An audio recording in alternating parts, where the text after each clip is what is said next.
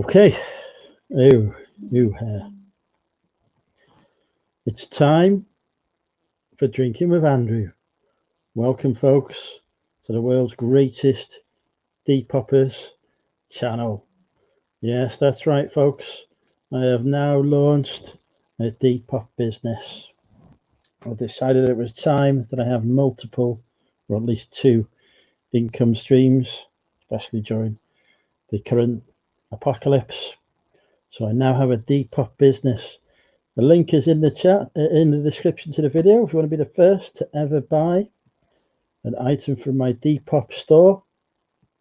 But first, we give thanks to Richard Payne for sponsoring tonight's show. He has supplied me with some tourists. Free tourists is always welcome, all the way from England. So, yes, we are sponsored by Richard Payne today.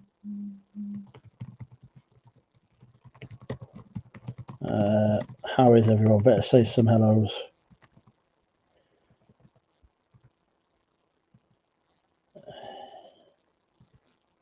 All right, okay.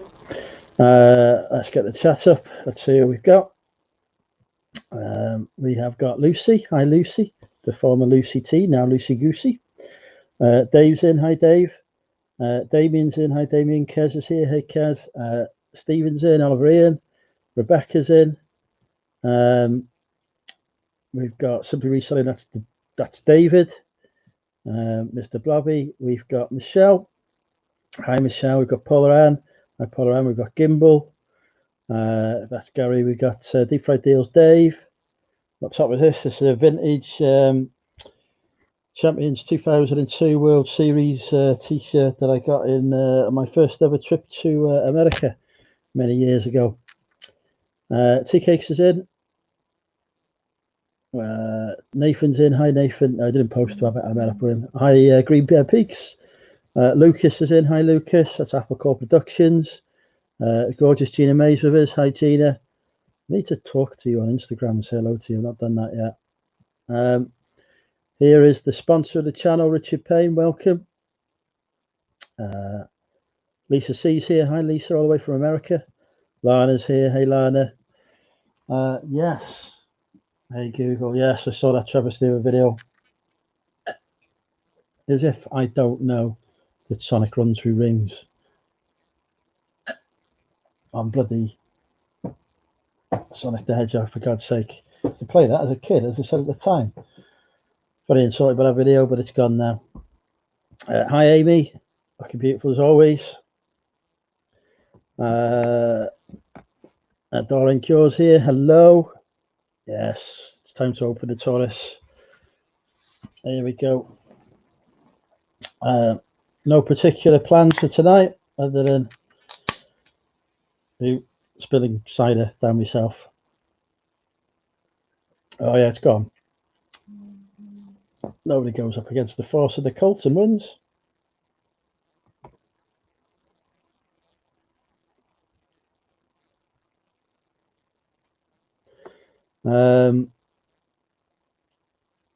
Right. Let me get. This is a bit shock up because I may have taken a few corners quickly in my rush to get back for Drinking with Andrew. Right. Where are we? What we're doing? Grant's popped in. Hi, Grant. Jimmy's in. Hi, Jimmy. Welcome. 41 viewers. Gaz is in. Hi, Gaz. I'm very well, thank you. Nick's in. Yeah, exactly. It proved I was using a laptop whilst doing an online quiz that required me to use my laptop. It was like the FBI themselves were loose. I don't know why, but I can't drink this cider properly. It keeps dribbling down me. It's not good. Maybe it's because it's the first Taurus I've had in many weeks and not used to the process of drinking it. The fizz is overwhelming me, but I will get back into it. Have no fear. Everyone's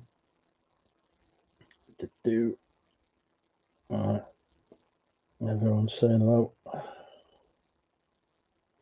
to each other, which is very nice. Hello, by the way, ladies. Don't forget, folks, this is the Depop launch party.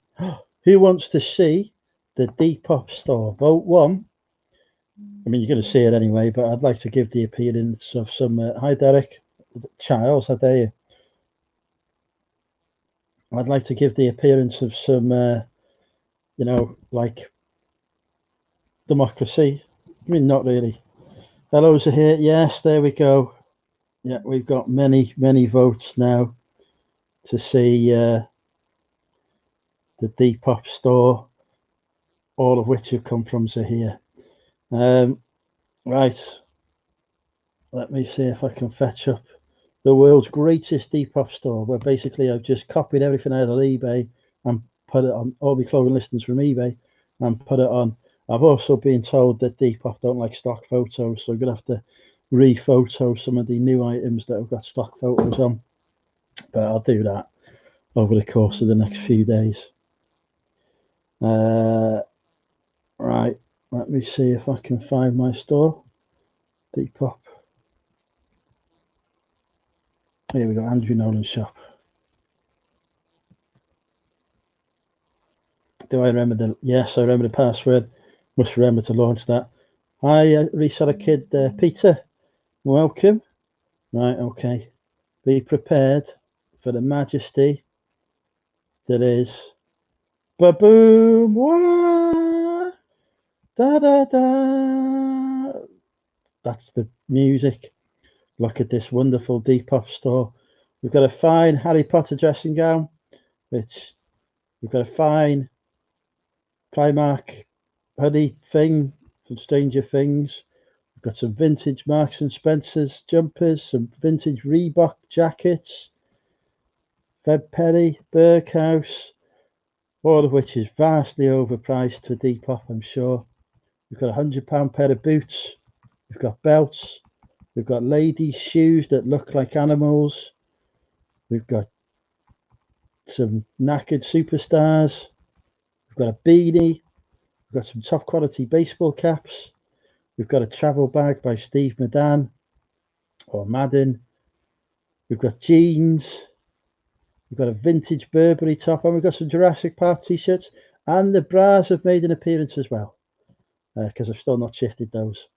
And they're only $14.99 on Depop. So if you want a bra, hit the Money Mental UK Depop store, which is at Money Mental UK on Depop, and become my first ever Depop customer. Right, that's done. Let's get back to the StreamYard. There we go.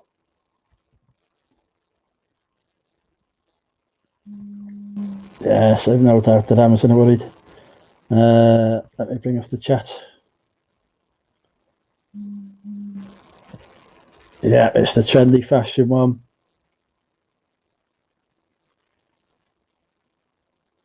Are you listing any? I've just listed everything that I've got listed on eBay, basically.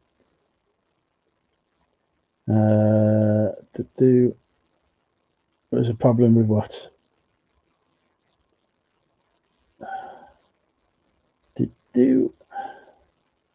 Hi, Chris. Hi, Lainey. Welcome.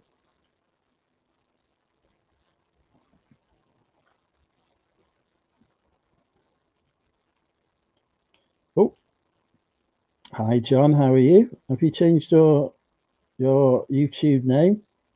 Hi, Nathan. Hey, Jem. Looking gorgeous as always.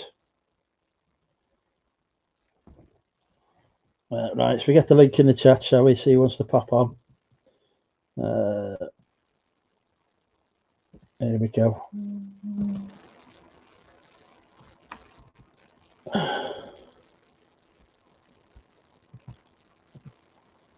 Those laces that cord that you tighten by pulling them and don't tie them. I have no idea, to be honest.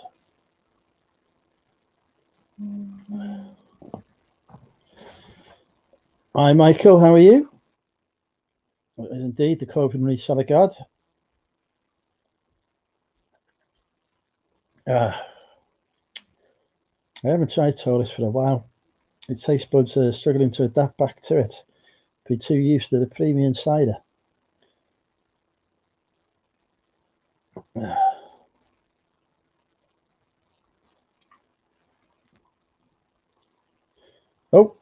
got a guest popping in. It's the Hello. nearly birthday boy. How are you? How's it going? Yeah, not bad, thank you. You? I'm very well, thank you. Am I allowed on? I'm not going to appear on another user's show or nothing like that this week. Well, hopefully not. You could appear on the Peter Ray Adventures. That's happened before. So how's your week been? Well, I've got back to listing yesterday. I listed 18 items yesterday, and I've listed 4 today. So, but today I may not have mentioned this. I have launched the Monumental UK Depop store today, so that took an hour or 2 this morning to get that underway. But I thought worth doing it. Get as much, I like exposure. Get as much exposure as possible. I did see that on Facebook before. Oh. So the big question is, are you going to iron your clothes before you list them on Depop? Potentially not. I am going to try and work out how to get around to using this steam cleaner. The other thing I've been doing today, in between saving the country, launching my Depop business and not really getting much sleep, is I think Jem's taking the piss out of me now. Have I listed into the hall for Wednesday yet? Yes, but not much. The other thing we're doing is sorting out my spare room, the dungeon room that I used to rent out. I'm turning that into an additional stock room.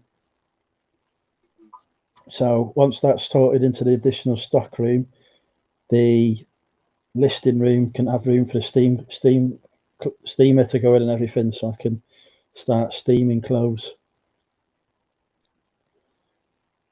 That was a long way of saying I'm going to learn how to use a steamer, wasn't it?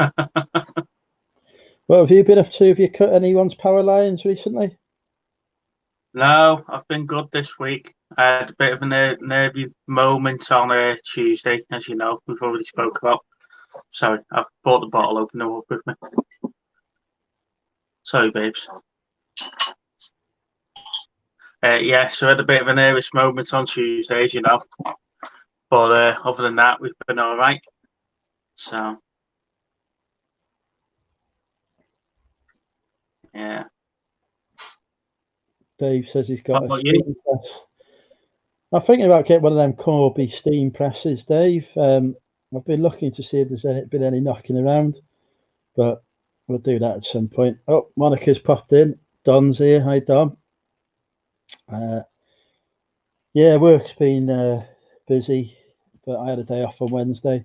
Went sourcing. Went to a pub. Gave my entire life history on the application form there. Just to have a pint. We still haven't been to a pub yet. Well, be prepared. Take a pen when you go. You've got to tell them loads of stuff so that they can trace you if they have an outbreak of COVID. No, we never had to do that when we went to bingo on Saturday. Well, they're following the policy well. John's popped in. Hey, John. I was watching John's chat with Nick the other day. Actually, very good that was, John, about the disc cleaners. I fancy getting one of those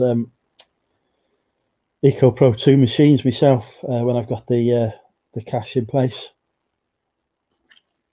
because I've got about $3,000 worth of scratched media, so the investment in it will, it'll pay for itself. Krillin's in. Hey, Rob, how are you? Let's see if we can get Krillin live with us. I'll pop the link in the chat for him anyway. Looking forward to hosting the world's greatest clothing reseller this weekend.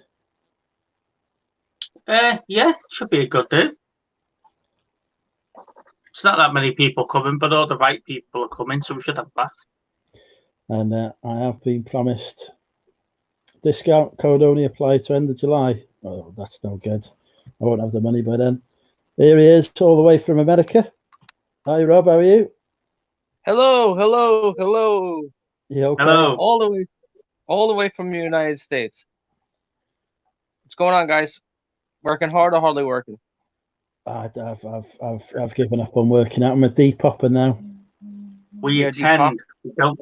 We attend work. We don't actually do work. You attend. I don't know, but Andrew, you still have a 9 to 5, right? Yeah, I do. Well, sometimes it feels like a 9 till 9, but yeah. Oh, they text you at home or call you at home. Well, I work from home anyway, so there's no escape. Oh, okay. Oh, that's even worse then. Yeah, if you work from home, then there's no way out. There's nothing you could do. So what else is going on? So how is Depop? I've launched my store this morning. So far, I've had more likes on it than I have on bloody Facebook when I put a picture of me naked. So I suppose that's a positive. Yeah, but it's one of those sites people just like things, but they don't buy anything. Yeah, so I'm hoping that somebody will buy something at some point. I will give a special anyone who buys something from the store will get, if I remember to put it in, a personalised message from me. There you go, folks. What are you drinking? Cider? Yes, back on my traditional tourist cider, supplied to me by a subscriber. And what do you have, Steve? It looks like a green bottle. What is that, like a Beck's? It's a Danish beer from Aldi. It's not bad. Got what, 8 bottles for £3.80 something. So can't complain. Okay, you can't go wrong with that bargain booze. So now are the pubs open again now, Andrew? I know on the one side of the road they were open, the other on your side of the road they were closed. So here now, pubs with an outdoor space are allowed to have the outdoor space in, but they're not open, but not allowed to let you in. So the issue is, if you go there and you have a couple of drinks, you need the toilet, you can't go to the toilet. So I've avoided them so far. But they're back open. You know what's funny? I noticed I've been watching this more and more video because ever since the corona, I've been on the computer constantly. It's like I noticed this, and it's like this. I saw there was parts of Wales are like this, Wales, and then England on the border, and then there's an area of like Belgium and the Netherlands, and it's literally there's really like no border, like it's just a street, and it's just like in the United States is even our states have more of a border than like the borders I've seen in Europe. Or like it was the weirdest thing. They're like, okay, well in Belgium the bar is going to be closed, and Netherlands is going to be open, but it's literally you could walk right over the border like it's nothing. Yeah, we have freedom of movement within the European Union, so there's no borders within the EU countries. No, but before that, no, but I'm saying these roads have been for decades and decades. They didn't just put it just like the European Union. You know what I mean? Yeah, I do. Yeah, it's weird. Here we have castles on our borders because we always used to fight each other. Yeah, we have state troopers at the border, so it's different. You have to pay toll. I mean, like every state, you know, you have in the United States naturally you can have free movement, except for now this is uncharted territory. It's the same thing too in the European Union. They actually put, you know, when the corona hit, the first thing they did was put the borders back up. They ripped up the European agreements, you know, and it's like what we did here. It's basically like same difference. Like anybody coming from another state, you have to be, you know, they would have like state troopers to like stop you from coming into the state, which is completely illegal. But you know, now it's crazy times, so the law is like, you know. Yeah, I personally would happily shoot anyone who gives me the virus. You would what? You would I'd shoot? anyone. Yeah, happily shoot them. Yeah, they're not allowed. People should not be allowed to infect me. It should be a law against it. Do you reckon now don't they a lot of? Do you reckon now don't they a lot of the flu and stuff that we were having in November and December was coronavirus? We just didn't know about it. Not November. They say not that early, but earlier. That's early. November, December. I think more like maybe February, January. Yeah, because a couple of my work colleagues have wives that work as like doctors and nurses and stuff, And they were saying that they've had this new test that they do, the hormone test or whatever it is. And they said they've already had it. The antibody test, yeah, sorry. They said that they've already had it. So they were like, well, we haven't been sick since like December. So, yeah. But here's the problem they're saying with some of the antibody tests is that there are other coronavirus. I'm not an expert, just to let everybody, and I'm sure anybody in the chat already knows I'm not an expert. But if there's anybody new watching, I'm not an expert. But I have heard that there's other coronaviruses, other colds, or other stuff that people have gotten that it will sometimes pick up on the antibody tests as if you have the antibodies. Like you could have had a different kind of cold. But when they do the testing for it, it comes up that you have coronavirus antibodies. But it's not that COVID-19 exact, you know what I mean? So it's like, that's why they're saying so many other people had it. You know, like they gave the antibody test in one area in New York City called the Bronx. And they gave the randomized tests, you know, because they wanted to see how many people have had it, you know. And this was months and months ago. This was maybe like 3 months ago.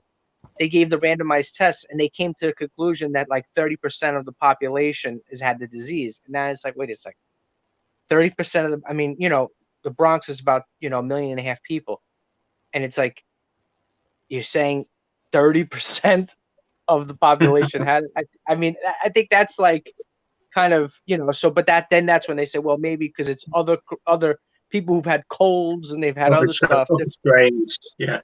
Oh, we've got a super chat from Sahir. Thank you, Sahir. Krillin says hi. Oh, I sent him a picture of something on Instagram and he never responded to me. So he doesn't. Sahir doesn't read messages. Oh, okay. He's too big time for that. Oh yeah, because he's the video game champion of the world. He's all about the twatch now. All about the what? All about twatch now, isn't he? That gaming stream thing. Twitch. Oh. You've got a Twitch. Oh, Twitch. Isn't that a Twitch when you go like this? Yeah. Now, Steve, where do you live? In between Liverpool and Chester. Okay. So yeah, northwest England. So on the water, you live close to. Oh, so Liverpool's actually it's on the ocean. Well, the canal, not the canal. It's the Irish Sea. It's by the Irish Sea. Yeah. The sea, the Irish Sea. Okay. So how far are you from? To map it out, we're probably about 15-minute drive from Andrew, 15, 20 minutes drive from Andrew. Yeah. But now Liverpool, that's considered north, though, right? Even though it's in the middle of this, it's in the middle. Northwest, yeah. Yeah. Oh, it is. No, I thought it kind of in the middle. That's why, but it's north. It's in the middle of the UK, but it's in the northwest of England because we got Scotland on top, haven't we? Yeah. Okay. So they could. Yeah. Right. I see what you're saying because technically, he just responded. He's hilarious. Yeah. So I see what you're saying. That's why, because when they say the north, naturally, all of Scotland is the north. So that's why, you know, that's even though it's in the Midlands, that's what they call, right? The Midlands. Yeah, if you think of Game of Thrones, Scotland's past the wall. No one really bothers about Scotland. Really? Yeah. That's probably where I want to go, but it's, I don't know. There's some beautiful places in Scotland. The only problem with Scotland is full of Scots. Yeah. I want to go to William Wallace's house. You're going to be upsetting some of the subscribers now. Well, that's it. It's a line from Braveheart, isn't it? Some lovely people live in Scotland. Yeah. We have some lovely lady subscribers from there. Hi, if any of you are watching. Some lovely ladies. Well, but now, how do you guys ever travel to the European mainland, really, or not really? I never hear you guys ever talking about that. I used to go once a year, but that's it. I don't. They speak a different language there. I can't be bothered. I'd rather go to America where they speak a similar language. It is kind of funny that it's like you're more connected with the United States than the rest of Europe, you know. because I know the look. I watched the UK television on YouTube, you know, and Zahir and I were talking about this the other day. They're trying to get everybody all upset about the American chicken that we're selling in the UK now, or will be selling. And they're and all they're doing is doing this fear porn, you know, like, oh my God, not the American chicken. Oh no.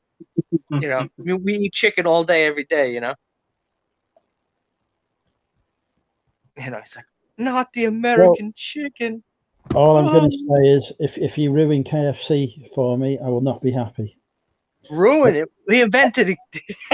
Kentucky invented it. I've had the American KFC though. It's not as good as the stuff over here. When was the last time you've been in America? Oh, probably about 3 or 4 years ago now. Okay. Well, but you know, to be honest, the American KFC has fallen off, and they have a new place that people that is the same cuisine. I don't even want to call it cuisine. It's junk food. I guess same junk food, which is called Popeyes, like Popeye the Sailor Man. Yeah. And that place has overtaken KFC because I have in my town, if I drive by KFC, maybe you'll see 1 or 2 cars in the drive-through, and Popeyes will literally have 1 or 2 cars in the street backed up to get into the drive-through. So they'll be literally packed to the rafters, but and the other KFC is just like nobody's really going there. I think because maybe the American version, they changed it maybe so many years ago, and it's not as good as it was back, you know, in the 80s and the 70s or whatever it was. But we have good KFC here.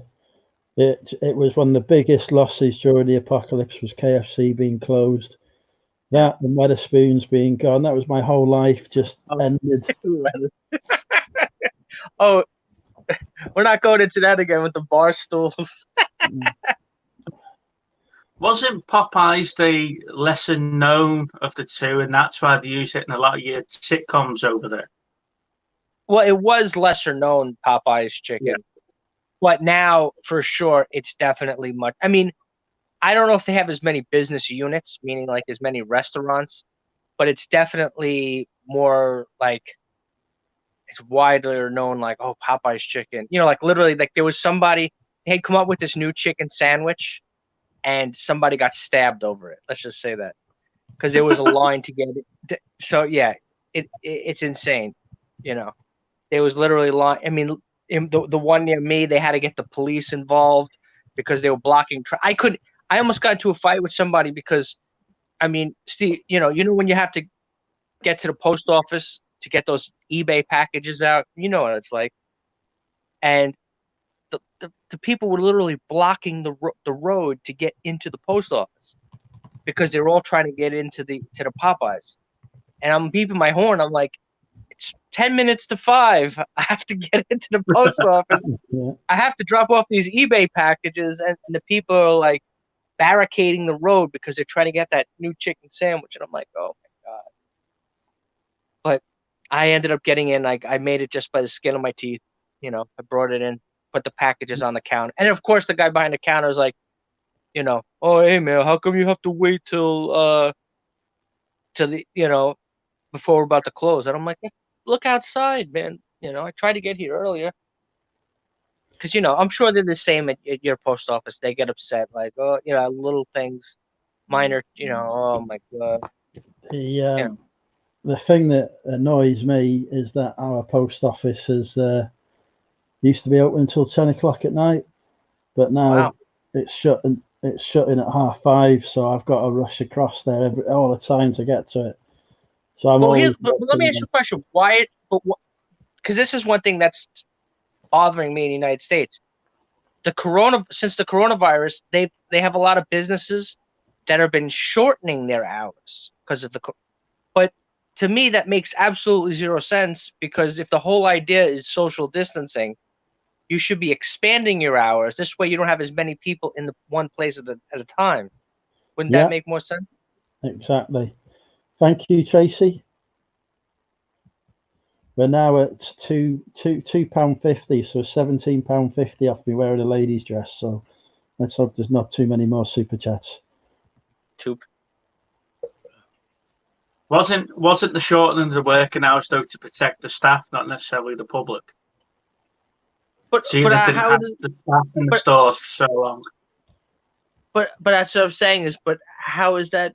I mean, maybe that's the excuse that they're using, but it's like, how does that help the staff? They just shut the hours. Because they're not in the public that long, are they? They're not interfacing with the public for that long. Yeah, but if the store is more busy, 7 o'clock in the morning to 10 o'clock at night, then you've got what 14, 15 hours of work there, haven't you? Where staff are interacting with members of the public. Well, but let me give you an example. Yeah, but that's not how people get infected. Like, let's say if I'm in the store, right? I come into the post office, right? And let's say I'm infected with this disease. If the store is slow, let's say if the hours are expanded and there's not as many people in the store, I go in, I do my business, and I leave. Now, if I'm infected with the disease, now when I go in there, there's a huge line there, and now I'm there for literally a half an hour, 40 minutes, breathing into everybody into the area, when before I would just go in, drop it off, and get the hell out.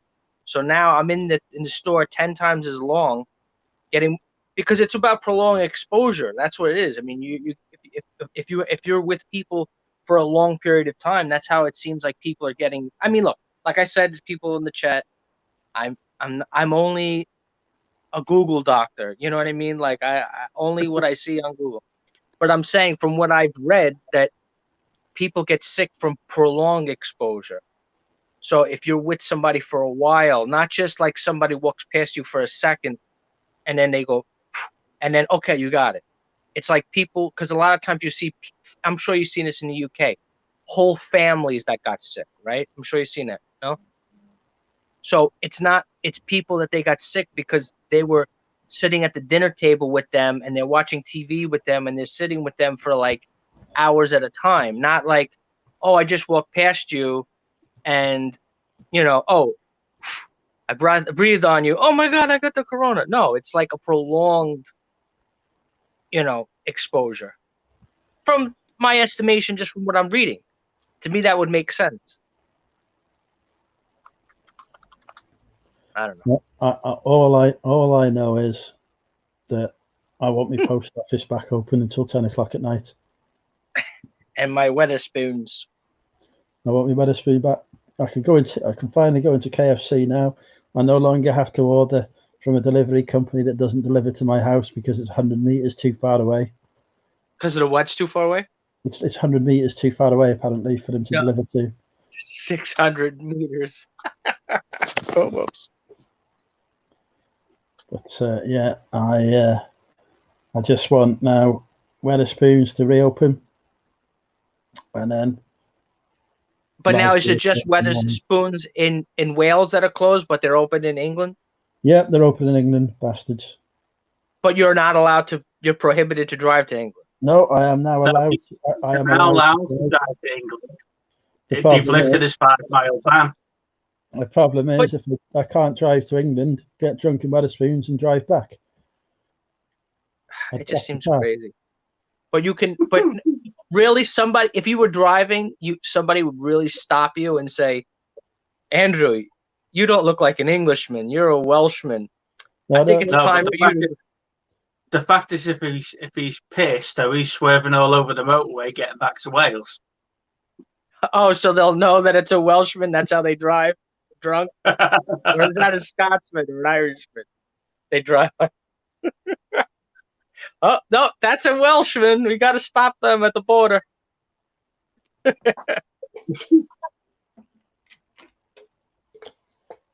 but and there's no Uber, right? So because nobody's gonna put somebody in their car because they're afraid of the corona. We don't have Uber where I live. You don't have Uber at all? No, they've got. I thought you don't live in a rural area. I'm surprised. No, but it's only a small town. It's not big enough for Uber. Really? Yeah, I think we struggle getting Uber where we are. I've only ever done Uber once, and I never liked the experience. Really? Yeah. I didn't realise you had to like negotiate your price before you got in the car, so he just charged me top whack. But yeah, okay, we'll give that a miss. Yeah, and I never use it, but I know a lot of people they're happy. I mean, they just like it because it's on demand. You know what it is?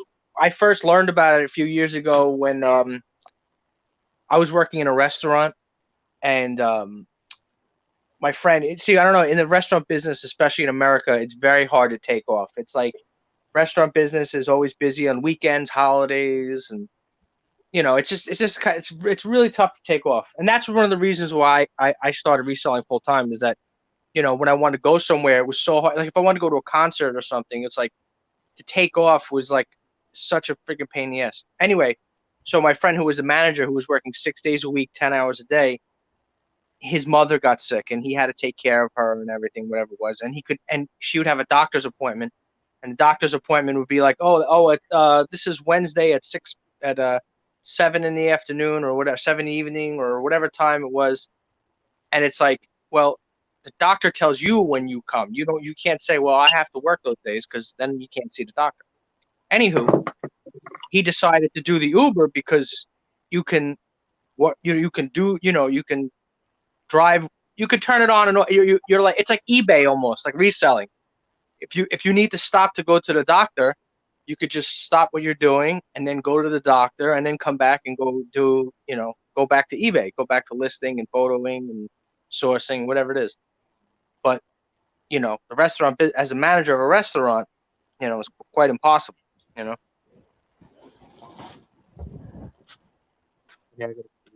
be right back. Gotta grab something.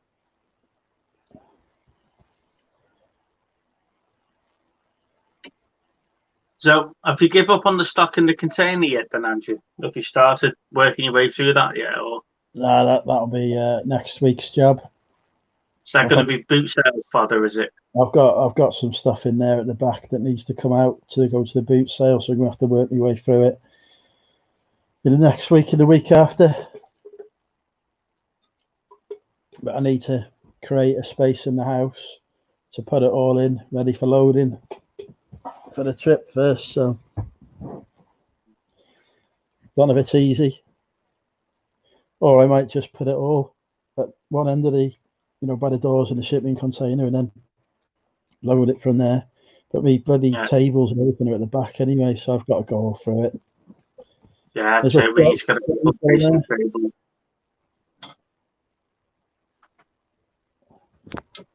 I gotta clean this room up now. I got tons of clothes. Then I gotta go through these. You guys, I'm sure you guys had stuff like this for like soccer, right? There you go. Oh, the baseball trading cards. Yeah. I think I maybe paid $5 for this whole bin. So, but a lot of this is stuff from the 1980s. I don't even know what to do with them.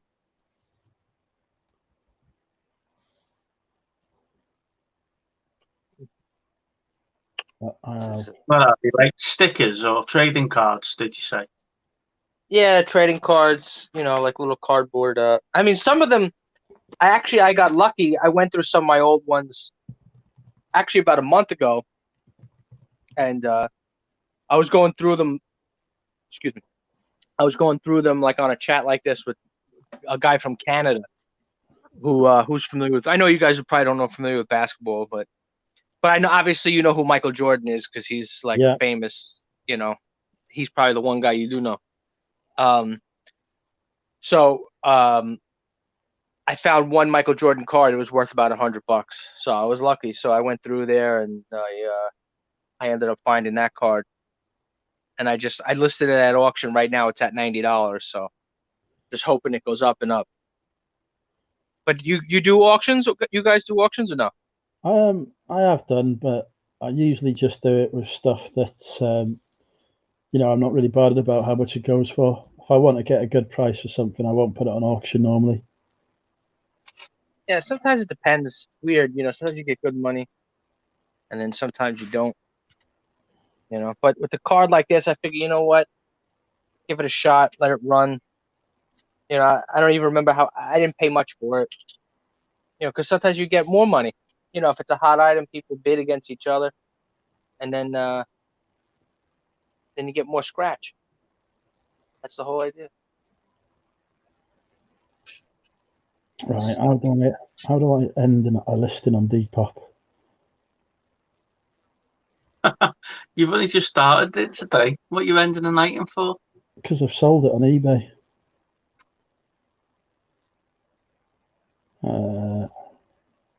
Oh, so have you cross-listed everything? Yeah. Did you use that list perfectly? Nope. Is that not available in the UK? I don't think we have it over here. Nope. I did it the old-fashioned way. I cut and paste everything across.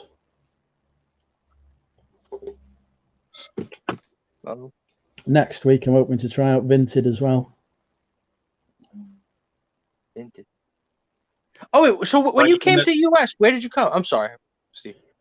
My last time I went to the US, I started off in New York, and then I went across to LA. Wait, you went cross country in the United States? Well, I went on a plane. Oh, okay, but still, you went. I didn't know you were in New York.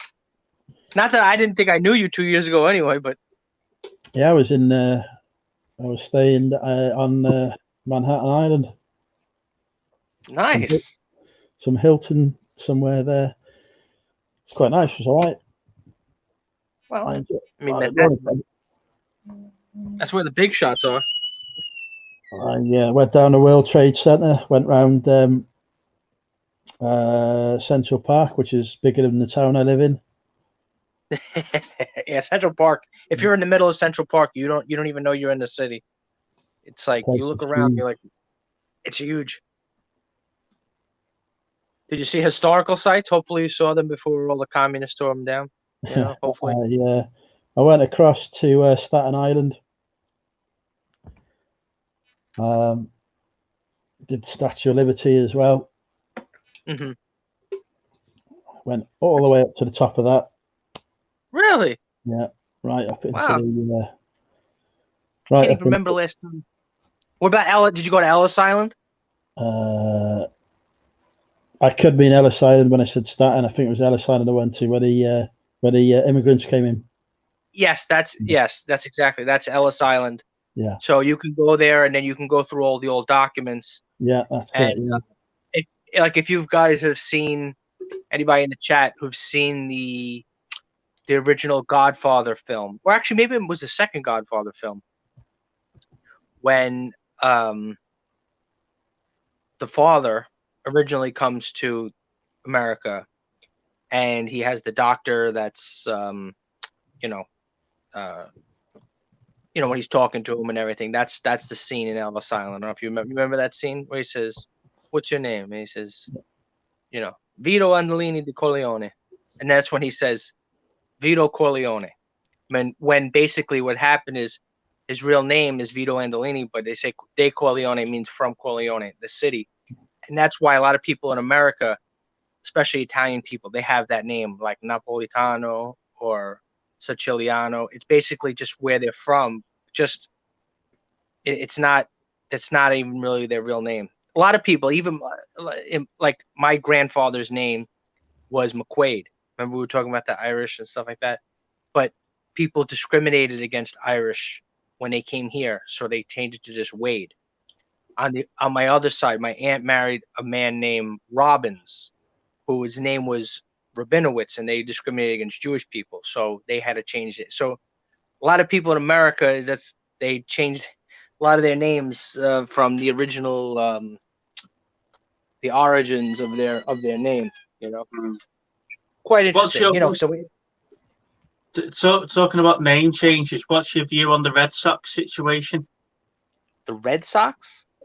Oh, yeah. The Redskins. The Redskins. The Redskins. Sorry, yeah. Yeah, I mean, I grew up. That was the team. It was the Washington Redskins. It's, obviously, I don't think they should change the name because it's almost like every single thing they want to change the name of it, because you could, when you use that reasoning, that you could use the reasoning for everything to change the, there's one of the players on the team suggested they wanted to change the name of the Redskins to the Red Tails, and the Red Tails were these black men that were bomber pilots in the war. And then I was thinking, like, well, what if in 50 years from now the descendants of those people who got killed by the Red Tails say, well, these people killed my ancestors, I want that name changed. It's like almost like, where does it end? You know what I mean? It's just like a never ending change. You know what I mean? It's, because and one guy on the radio, they were like, when we were kids, we never said the foreskins. Yeah, nobody ever said anything about the Redskins. Like when they were winning championships years ago, like people are making like, oh, I remember we were so upset. Nobody was upset. The name, even people who were Native American didn't care. And if someone has Krillin, he's ever been to John's and Bleecker Street. I live in Long Island, so I really do not spend that much time in New York City. I know a lot of people, they think New York, but I really live like more than an hour outside of the city, and not because I live far. It's just because there's a tremendous traffic. But it's, I go to some places. I like to go to concerts in the city, other music venues, whatever. Other than that, I'm not really a New York City. There's a lot more people who know about New York City than me. I remember getting hounded by black men to try and buy their rap CDs on Times Square. Yeah, you got it. That's exactly what. Hey, or they want to hand it to you and then say, okay, well, that's going to be so much. I'm like, yeah, like, then when you want to buy their album. I'm sorry, but I don't even like music, so you got no chance with me. I said, if you've got a Queen CD, I'll buy that from you. Yeah. But Times Square is really interesting when you go around. There's all the characters, figuratively and literally characters. There's people who are dressed up like different characters, and there's also a lot of weird people walking around. But it's a fun experience walking around Times Square. Then Madison Square Garden, and then the arena is right there. And no matter what time of day it is, it could be 3:00 in the morning, and it's packed 24/7. And that's why it's so eerie looking at stuff now in the last few months, is that it's like the weirdest thing, like seeing all these places like literally shut down. Yeah. I mean, now we're slowly opening up. Like the I Am Legend. That's exactly. It's like that. It's like an I Am Legend type thing. It's like literally, except we don't have the grass growing up from the the weeds growing out of the cracks. But now that they're fighting too, because they want to open the restaurants in New York City, and the mayor and the governor are being I'm not using the right word. Obstinate. Is that the right word? They're I don't want to say I almost said abstinent, but they're like, oh, you can't open the restaurants, you can't open. But meanwhile, the surrounding counties, like where I am, we can open our restaurants out. We're talking about the inside dining. They don't have inside dining. And New York City, it's like they're like dying over here. They're like, we have to allow inside dining, but they're really forcing. They don't no dining. I mean, even though, to be fair, I only eat at places with outside dining, so I won't go inside and eat.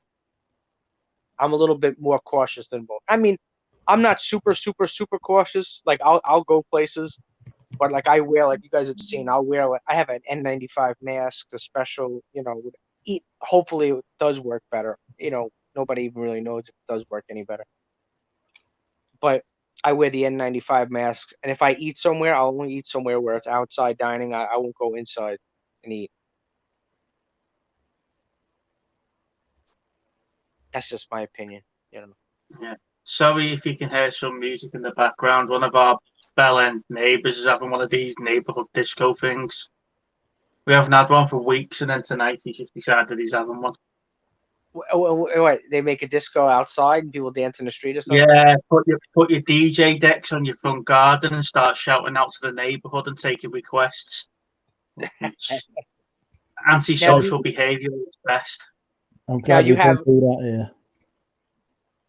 Now you have it's but your town, is it a, you guys have like the connected houses, or is it it's a suburb? You said your we've got like 3 or 4 houses attached, and then we've got a couple detached. We've got like a big car park in the middle of them, so it's like in a big square. So he's at the far end of the car park, but he's playing the soundtrack to Dirty Dancing at the moment. I wouldn't mind if it was anything good, but we just bloody Dirty Dancing. Well, tell Lana to go out there and put some good requests in for us. She complained the last time she went over to them and asked them to turn it down. Because it is loud. We must be about 20 houses away, and it was vibrating through our bedroom wall the last time we did it. You know, it's funny because this guy who was actually he was a DJ in my area. He used to DJ some what was I saying? He used to DJ some events in my area, and he was in bands and different things. And he always used to talk about that Dirty Dancing because one of the guys who wrote a couple of songs on that soundtrack, I forgot which one, like 2 or 3 of the songs, it was the same guy who wrote it, was in his band, and ended up making all this money from, years ago. Songwriters used to make like, I think like half. That's why when you look at albums, you always see like 2 names, like, and he made like half of the money from the sale of like whatever the fuck it was from like the album, made like tremendous money. So he's like, oh man, I could have wrote She's Like the Wind. He's like, I could have been a millionaire. Because I mean, now it's different. Like now it's like different because people really don't really buy records anymore, right? I mean, it's like you have downloads, right? Is it? Yeah, Do people really? What do they pay for a download? $1 or $2? I mean, how much do they pay? I've no idea. I've never downloaded. The only stuff I download, Rob, is porn. What did you say? Only listen to porn? Yeah, that's all I download. So. And you pay for that in England? I don't believe it. I don't pay for it, no, but I download it. No, but what was I saying? But years ago, remember, he said, "Oh, this guy's got a gold album. He's making fortune." But if no one's buying records anymore, but actually, people are buying like the reprinted like vinyl records, but not on a large scale, just on a small scale, I think. Well, it's only recently I found Spotify. So, yeah, I don't even know what that. All I know is that's where Joe Rogan is going, and I'm like, maybe I'll go if Joe Rogan is there. But you have to pay for Spotify, but it's not. You pay you pay for the service, or how do you pay? Well, I got a good deal because I've got a Samsung phone, so I signed up to 6 months free on Samsung. So I haven't paid anything, but it's like 10 quid a month. But it's like unlimited downloads and stuff like that for certain songs. All the new stuff you still got to pay for. You pay per song on the new stuff, but you can just stream it. You just pick like a playlist. Say you want to listen to Dirty Dancing soundtrack, you just pick that and you can listen to it and whatever else. I can't quite hear what he's playing at the moment. You start? Yeah, I recently just, because I kept getting the updates. I'm sure you guys get it for YouTube. Like, YouTube Premium, where you could pay. I think they're giving me a month or 2 for free or something like that. It's like, I don't know, maybe $10 to $15 a month. I don't even remember. I kept clicking off, and I'm like, you know what? Let me just accept the offer. And I like it because you can listen to music without the commercials, and what's good about it is that I could like do some listing on my phone, and because you couldn't really before really listen to music and use eBay at the same time because it would just automatically cancel. For some reason, like I could watch like streams like this live and then do a listing, but when it came to like copywritten music, you weren't able to like click the button to the side where you can listen to the song and then like play on the and then do eBay. You know, on the Yeah. You know, do you guys usually list from the phone or list on a desktop? I list on a desktop. Oh, so do you Lana's take? the reseller. I'm not the reseller. Lana is, so she does it off her phone. So wait, so what'd you say, Steve? I'm sorry. I'm not the reseller. Like me fiance Lana is. She's the Okay, but reseller. that's So but she does but she does it on the phone. She uses the phone. Yeah. Yeah.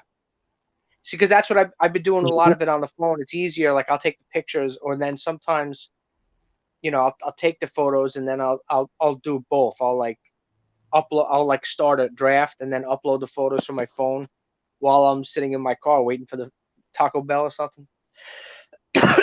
and then usually I'll go home and type it, finish it off sometimes. Because that's the whole thing is like you got to get listings done fast, you know. And I have like 1,000 items that aren't listed, so I'll photograph them on the phone, but the app just crashes too much for my liking. I just don't view it as dependable. mm-hmm. If it was a better app, then maybe, but it's not in a minute. Okay, you got a question for me. You're supposed to be telling me about these questions. I can't see. Well, Donna Conley. Now, do I know Donna Conley? It's Donna's first time watching. Apparently, I'm not sure how she's come across. Oh, welcome, Donna. It says, did you go to any of the eBay Open events? No, as far as there was some type of eBay event that was supposed to be in New York City. It was supposed to be a couple of months ago. That was going to be the first one I was going to go to. Obviously, everything was canceled, you know, because of Corona. But, you know, if there's something in my area, I definitely want to go. I don't know where Donna's from, if she knows where there's I'm assuming she's from the UK? Scotland, I believe. Okay. Taking the way she was ripping me before, she's Scottish. Okay. Well, I couldn't. Well, yeah, because you can't hear her accent, her intelligible accent. Unintelligible. Uncompre. I don't know. I'm not using the right words. Now I'm forgetting my English. Like I should be forgetting, you know, English. You know? So, you know, what was I gonna say? But I really do want to go to some events, you know. But we'll see. You know, hopefully there's something. Wait, but Andrew, isn't it? Yeah. Sorry. What'd you say, Steve? I'm sorry.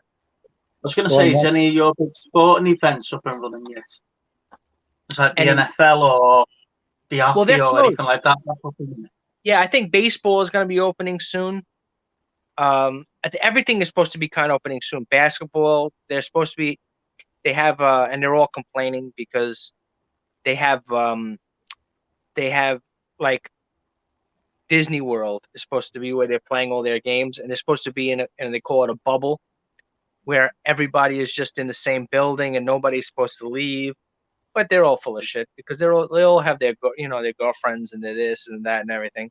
They're not going to stay within that campus of Disney. You know, they're going to go wherever the hell they want because people, you know, because it's almost impossible because every week another player is diagnosed with the disease. So I don't know how it's going to work. I mean, I don't know. I mean, I know you guys have the Premiership open, right? I mean, that's yeah, we do now. Yeah, we're just not allowed to see it, but it's on TV, so it's all played behind closed doors. Oh wait, you mean you could see it on TV? Yeah. Yeah, you can watch it on TV. You just can't go to the stand. Shit. Yeah. Well, when you say behind closed doors, it makes it sound like, all right, we're gonna play. We'll let you know. We'll let you know who won. Don't worry about it. You know. But but now do you support Liverpool or local team? Talking to Andrew there, will me? No. Well, you said you live near Liverpool. Oh no, I'm an Everton fan. Everton. Everton, yeah. Lana's a Liverpool fan. I'm an Everton fan. Oh, that's interesting. Yeah. So, but is it real? I mean, is that one of the more? That's one of the more. It's the local rivalry, isn't it? Even though it's spelled Derby, but they say Derby. the local derby. Yeah. Yeah. But it's spelled like Derby, but they say Derby. Yep, that's it. Yeah. But it gets pretty. Is that one? Because I know some of them get rough. Some of them get. No, we haven't had trouble in a Merseyside derby for years. It's not like Glasgow Celtic and Glasgow Rangers. They have trouble every game. Yeah, but for some reason they have 4 games a season. It's so funny you were saying. It's so funny you said that, because that was exactly the. I says, you mean to say it's not like Rangers and Celtic? Yeah. Well, you have to remember, for people who don't know, who are in the chat, anybody who's American, they're watching. It's really not the two sports teams that are fighting. It's a religious battle between Catholics and Protestants. It's more than it's not just the teams that they don't like. Yeah. The team, it's a much deeper rooted battle. More than just like, oh, I don't like your roster this year. You know what I mean? No, we haven't had trouble in a derby game for a long time in Liverpool. But yeah, I know. I like Liverpool for one. I only like them for one. I like one reason. Actually, I did. Wait, did Andrew? You said you were a Liverpool fan. Is that what you said? No, God, no. I'm a Lincoln City fan.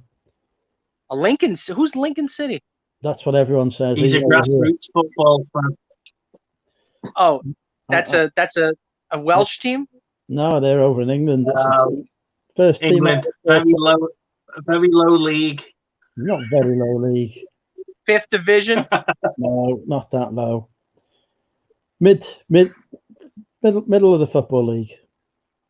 So wait, one of those divisions where the guys they come from their regular job and then they have to go play. No, it's a bloody professional. No, but they do have that. They have like a 4th division where they have guys who they're not professional. I mean, they're semi-professional players. Like they play like on the weekends, but they have a regular job and then they play. The people in the if you're in the Scottish 5th division, you're not making a living playing soccer. Football, you know what I mean? That's not your living. If you're in the 5th, you know what I mean? If you're in the Scottish Premiership, you're not making money playing football. Yeah, exactly. Yeah, exactly. It's not like if you're in the Northern Ireland 5th division, you're not. You have to be like a plumber in the morning and then you play in the afternoon as a soccer player, a football player. That's just the way. It was funny because. When I first started, I only been following soccer for like football for not that long, less than 10 years. Because in America, obviously, nobody watches soccer. I mean, very few. Because they play baseball, as you know, and American football. So what happened was, I remember there was that scandal. It was the Rangers, right, in Scotland, that they got in trouble for some kind of violation, and they had to go back down to the 4th division. Yeah, financial irregularities. Yeah, you're quite right. In America, that's unconscionable. No one would, if someone says, "Oh, by the way, the New York Yankees had to go to the minor leagues," people would think that you're crazy. I said, no, that's the way it is. I couldn't believe that they had to go down to the 4th division or whatever the bottom of the bottom of the bottom. And then they have to work but they did work their way back up. So what's the standard of what's the standard of the MSL like over there? Because we just see it as a retirement camp for all our pros. They just go over there to see the last. When the 5 years past the best, they go over there and play another couple of years because it seems like a really slow league. Yeah, well, that's exactly like you said. It's a retirement league. It's a retirement home. It's a cash out league. Because the way, which is, I hate how it works because do you know what a salary? Do you know how a salary cap works? I don't know if you guys. I don't know. That's an American thing. Because in soccer they don't have football and in European football they don't have salary caps. Some clubs do. What's up? Oh, some clubs have it. Yeah. So like what happens is in MLS they have a salary cap for the league, but you are allowed, I believe, 3 players that you do not have to adhere to the cap. which is very strange because that's why, remember David Beckham, who played for Los Angeles years ago, remember? Like, he was making 25 million a year or some kind of stupid number, right? You know, ridiculous money, 20 million, you know, whatever it was. And like the guy next to him was getting paid like 100,000. You know, like literally, like they have a salary cap, but like 3 of your players you're allowed to exempt from the salary cap. So so that's why you have like you'll have guys that come over. You know, who was the Italian guy? He's like 35 years old, but he looks like he's 55. Pirlo, remember him? Pirlo? Yeah. Oh Yeah, yeah, like, yeah. Italian, yeah. like he looks like he's 20 years older than he is. And he was making like 15 million, whatever, some big numbers, you know, way more than Juventus was going to pay him, whoever the hell club he was on. Like, but he was, when he played, they had like 3 big stars. I think they had him, the other guy, who was the guy on Chelsea who was there forever? Frank Lampard. Yeah, Frank Lampard. And but when he came, he was already. That's what happens is like people, they come here and they're like, oh my God, these guys suck. Literally, if you watched when he played here, Pirlo, you would think he was the worst player you've ever seen. He was kicking the ball in the stands. I mean, literally plays. You thought he was like what the hell is wrong with this guy? Like he was literally cashing a paycheck. You know, like literally there was literally hurt. But except for one guy who plays very well, who's deep rooted into the city, which is David Villa. You remember him? He was very popular in Spain. Yeah. He plays for the New York NYCFC, and he's very like he runs an academy for a youth academy here, and I met the guy about 5 years ago. The guy is tiny. He looks like a woman. He had women's pants on and everything. He's like maybe 120 pounds, or maybe he was more like a jockey. Dropped it down to his Depop store. Yeah, that's what this guy looked like. He literally, when I stood next to him, I was like, "Oh my God, this guy he looks like a little kid." But I'm sure he's El Rapido. So, because I went, do you know who Steve Nash is? No. Okay, there's a famous basketball player in the United States. Well, obviously not super famous because you don't know who he is. But he could have been a professional soccer player. His father was actually they're from Canada. His father was a professional soccer player, and he could have definitely been a professional. I don't know if he would have been. I mean, he was the MVP of the NBA basketball league. I mean, I don't know if he would have been he would have been a top player in Europe, you know, in the football, whatever it is. But he's when you see him play, he's phenomenal.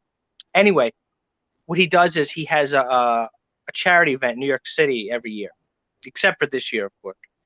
So what he does is they rent this field down in Chinatown, and they have all like you pay, it's for his charity for children, whatever it is, some children's charity, and you could pay like $100, $200, and depending on which level you want to spend, you can go and you can meet all the players. So he invites basketball players, European, so all different players from all different sports.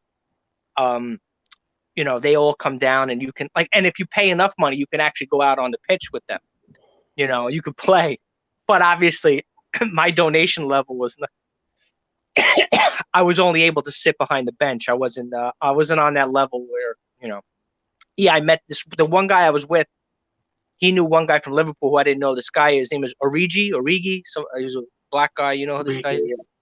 So the guy I was with, he met him. I was like, because he was in street clothes. He wasn't walking around with a jersey or a shirt on, So, he just looked like a kid, like a kid walking around in New York City, So I got to meet him, say hello. My friend took a picture with him, whatever it was.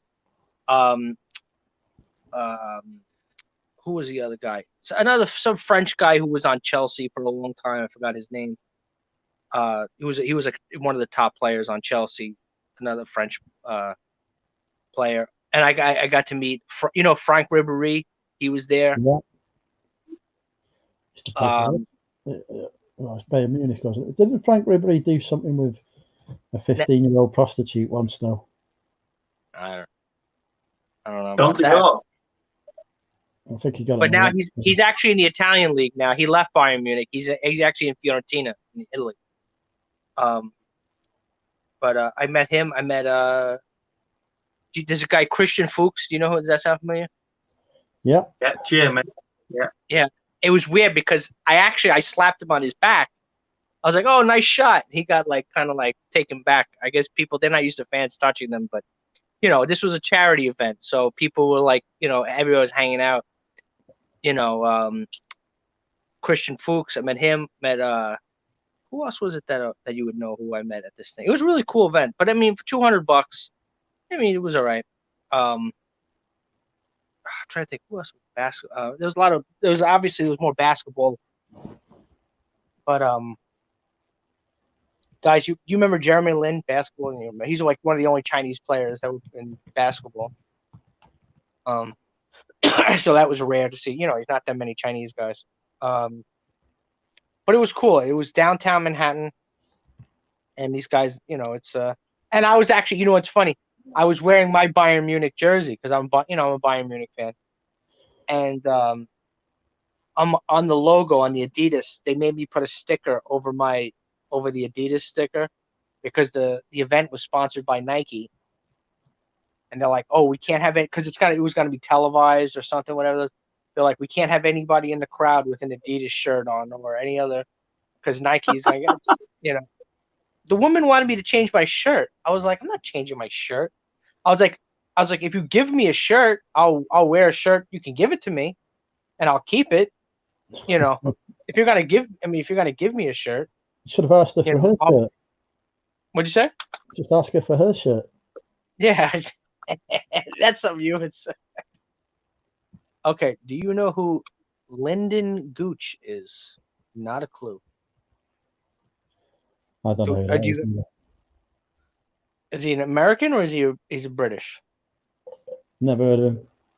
Sounds like maybe British. Lyndon. Now you got me upset. Now I'm disappointed because it's in June. That's when they have that tournament, that football. That's when they usually have it. Is in the first or second week of June. Right in the middle of Chinatown. It's called Showdown in Chinatown.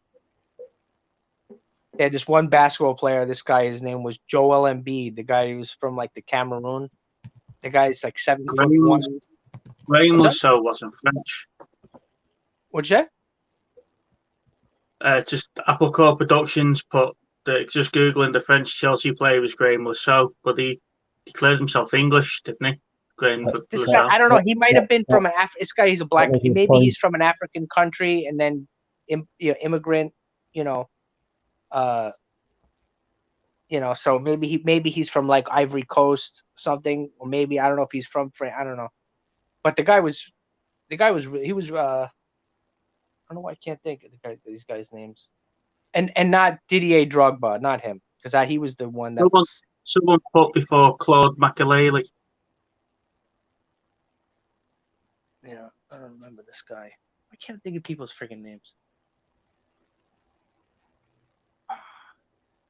This is maybe like 5 years ago. I don't know. Oh, excuse me. So now Wayne Rooney, he was last on Everton, right? Wasn't he he was last spotted there?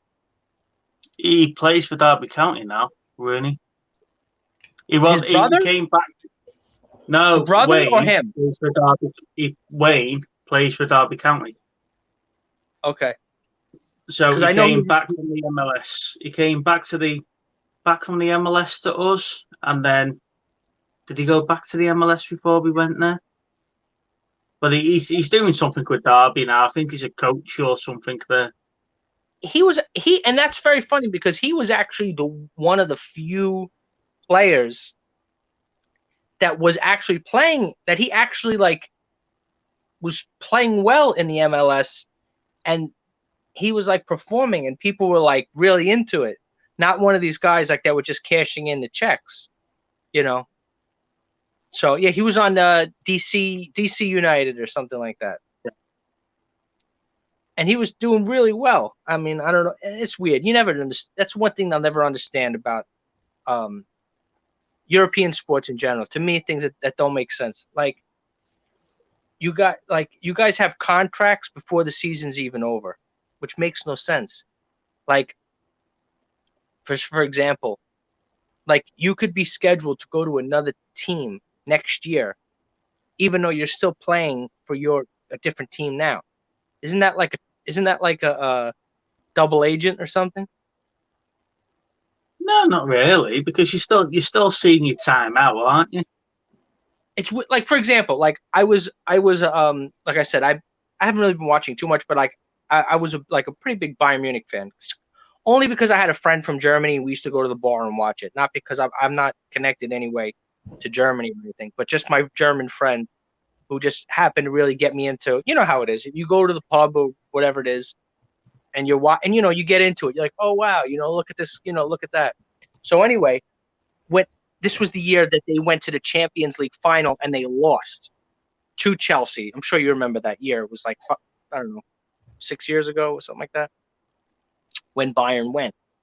And the guy who scored the winning goal, Drogba, like he was like, they were like, oh, he's gonna go to China next year. And it's like, if you're a Chelsea fan, and let's say you just, I mean, and it was phenomenal for them what they did. I mean, they beat Bayern Munich, they beat Barcelona, and when they beat Barcelona that year, remember, Barcelona was like an unstoppable juggernaut. Like they were literally like, they were a huge favorite. Remember, there was like 3 or 4 years where Barcelona was like any team that they played, they were the favorite to win. And by any team, didn't matter who they played, they were huge favorites. They were going to defeat anybody. I remember watching teams, they couldn't even get the ball. The other team literally had 1 or 2 chances, a couple of shots, that was it. And then they had possession the rest of the match. Now, Chelsea ended up beating Barcelona, which was enormous, upset. Then they ended up beating Bayern Munich at home. Think about this. They beat Bayern Munich at home against Bayern Munich. How often when you play in the Champions League, do you get your home stadium as the stadium to play a champion? I mean, how often does that happen? Never, right? Very little, especially in Europe. Yeah, so Chelsea plays Bayern Munich after they just beat Barcelona. Then they beat Bayern Munich at Bayern Munich, right, to win the Champions League. And then Drogba is like, oh, by the way, next season he's going to go to China. It's like, if you're a Chelsea fan, like, you're like, okay, my team just won these. Because that's the thing, especially sports here. Okay, we won a championship. The first thing, what do you think of? Next year, let's win 2 in a row, right, Steve? I mean, don't you want to go for another one? But in Europe, it's impossible. Because look what happens. Like, even remember, like if you have a team, like who was it that went to the Champions League or they won the Premiership? I don't know, Crystal Palace or Leicester or somebody. Remember one year? Leicester won the Premiership, yeah. So what always happens is you end up, wow, the team wins, and then all the big clubs just come and take your good players, and then now you're back. What are they? Are they back? Are they even in the Premier League? Are they in the second division? Yeah, they're just about to qualify for the Champions League this year. Oh, really? Oh, okay, so that's a bad example then. But you know where I'm going with this. Maybe looking back over the years, you're probably looking at people like Ipswich and Leeds. They did that. They had a couple of good. They had one good season, and then dropped that right down after that. But yeah, Leicester have sort of done well this year. Yeah. I don't know. Just maybe good managing, Yeah. Oh, Reseller Kid said football talk. He's back. He can't talk. He's a Newcastle fan. Oh, Newcastle. Yeah, I don't know. They're. I was gonna say I don't even know who's at the top of the table anymore. I mean, Newcastle are a fairly average team in the northeast of England. Yeah, I sold a couple of their jerseys. Actually, I sold the one with the beer on the jersey. They had the The Newcastle brown brown. ale, Brown. Yeah. the brown ale. So and then I ended up finding another Newcastle jersey that was they had, because that was maybe what 10 years ago. They had the beer, the brown ale on there, and then the one I found from like 2 years ago, it had like, you know, every jersey now either has gambling or it has like a bank of somewhere, you know, like bank of whoever the fuck it is. And it's like, who wants to buy a jersey that has like a name of a bank on it or something? Like, you know, I'm trying to think, like, Northern Rock. what? Northern Rock is the. Yeah, yeah. That was an insurance or something. They went down just as quick as Newcastle did. Yeah. Yeah. Oh, really? Oh, they went out. They went out of business in the 2008 crash. Okay. Yeah, so I knew it was, yeah. And it's always funny. It's always those companies like that, like The Rock, you know. Yeah, they weren't very stable, put it that way. They were They had a rocky future ahead of them. Rocky. I'll be back in a sec. I just got to go to the toilet. The turlet. So there's a question in the chat for you then. What's your favourite pizza toppings? My favorite pizza topping would probably be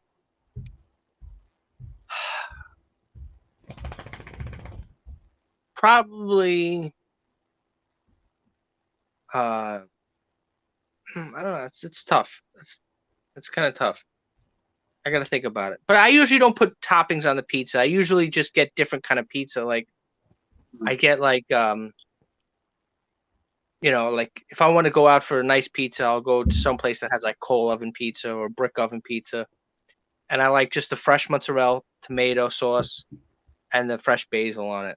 Keep it not too, because you know you put too much stuff on it. I don't like anchovies and crap like that. Whatever it is, maybe I think I'm gonna upset tea cakes here because spicy beef, spicy chicken, jalapenos, pineapple, and chili oil. It's got to be done. Man. It's got to be done. Oh man. Yeah, no, it's a little bit different, you know. We don't. I'm not, I know some people that do eat that kind of stuff like that. They'll put, you know, spicy this, spicy that, but not for me. You know, I don't eat spicy at all. I eat the plain stuff. You know. So were you watching that other day when we were talking about the pub food? No. The Irish pub food.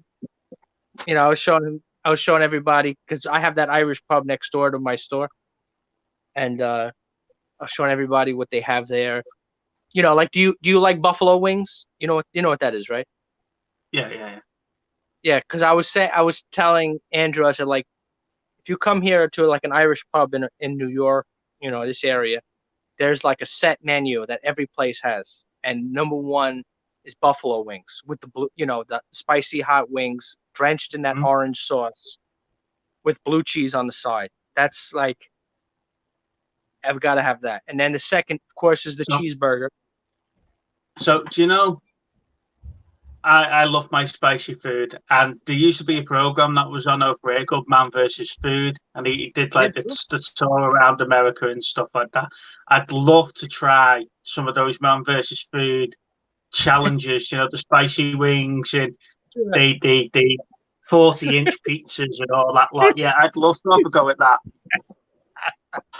That's funny. That'll be my dream trip around America, was just to go to all the restaurants from Man versus Food and have a go at doing them. Eat 40-ounce steak. Yeah. And then I'm sure I could probably do about 30% of them, because some of them was just ridiculous what they're asking them to eat. But yeah, that'd be Man versus Food. Are we having a Man versus Food off on Sunday? Can do if you want. What do you fancy doing it with? Hot dogs, pizzas, burgers? Yes. Well, now how about this? Did you ever see? We have. I don't know if you guys do. You have Nathan's hot dogs in the UK? No. I think you can buy them in Costco. Are they the big long ones you get in a jar? Yeah, well, usually it's more. We have it. They do sell them like in the supermarket. They're hot dogs, Yeah. but they're known for their like their actual location where you go buy them, like eat them there. You know, fast food Right. place. Okay. And then every year they have the hot dog competition in Brooklyn, and it's always on 4th of July. Obviously, this year was canceled, like everything else was canceled. And you know, they had that. They like the two main famous people were this one guy's name was Joey Chestnut, and he can eat like 80 hot dogs in like 10-minute period. And you probably remember that other guy. He was a Japanese guy named Kobayashi. This is competitive eating, you know, when they eat like, you know, they see how many. You never heard of this before? Surprised. I've heard the competitive eating because they did an interview with the bloke that is the hot dog eating champion, and he can eat something like 36 hot dogs in like 2.5 minutes. Yeah, this is And Joey like, Joey Chestnut. Yeah, he's American. Yeah. Yeah. They were interviewing him on TV, and he was showing us all this prep he does about how he opens up his throat and his stomach, and he can get his stomach to grow 7 times bigger, or 7 times, it inflates 7 times larger than it normally does when he does his competitions and stuff. But and the funny part is, bad, when you look at a lot of these competitive eating guys, they're lean. Like, he wasn't heavy. Yeah. Well, that's because your stomach needs room to grow, so your body fat, your stomach fat, doesn't it restricts your growth of your stomach. Yeah. See, I'd be no good at competitive eating because I'm quite fat. Yeah. But someone like Andrew would probably beat me because he's a skinny whippet. What are you trying to say about me? I'm I can win anything I try my hands to.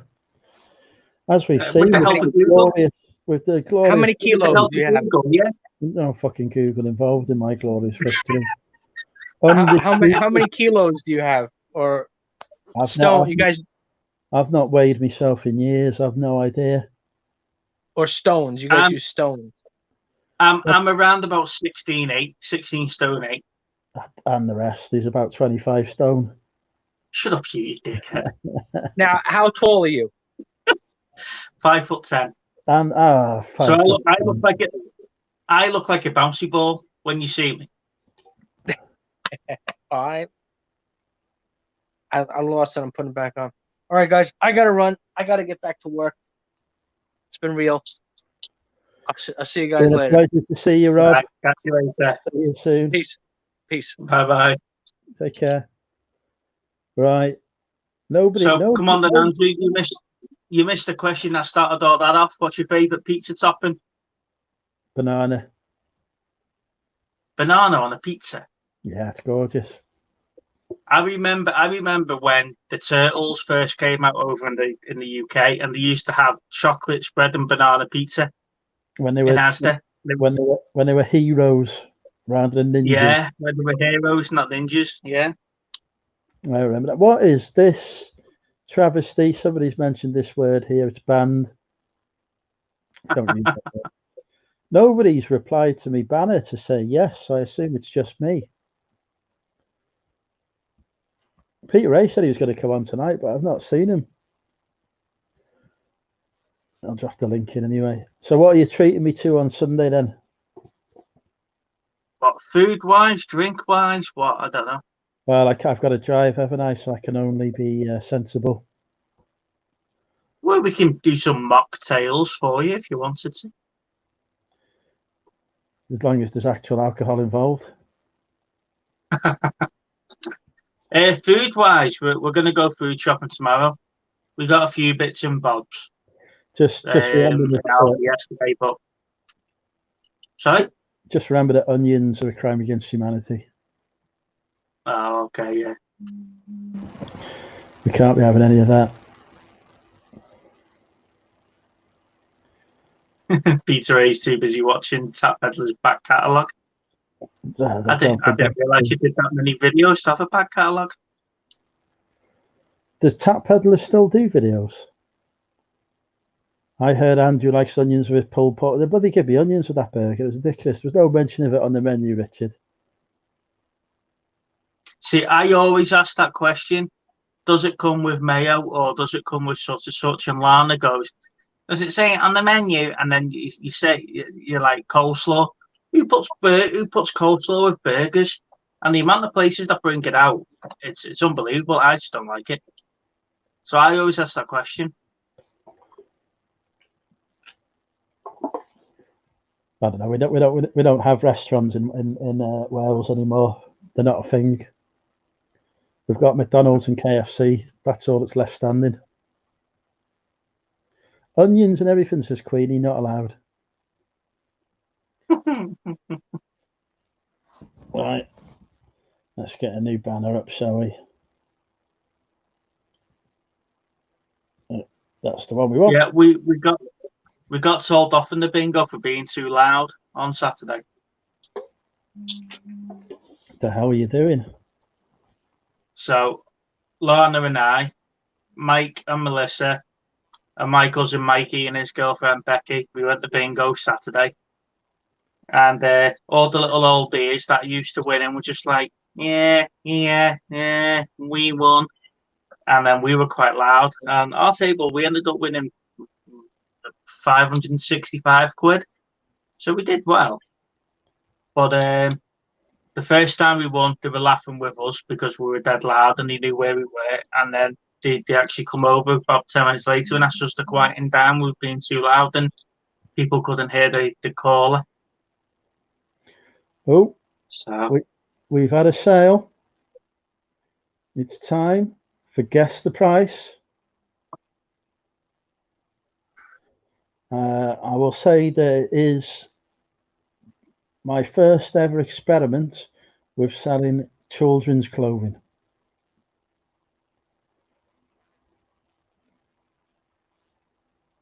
What are we going for?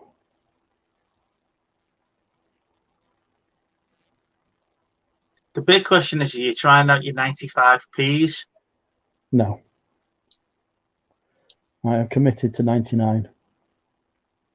$5.99. So we've got $5.99. We haven't got a correct guess yet. Oh, we've had a correct guess. Queenie Contest has got it. $9.99 for a Harry Potter t-shirt that I picked up for £2 in Aldi. Which, because it's a kid's one, I'll just slip into a large letter.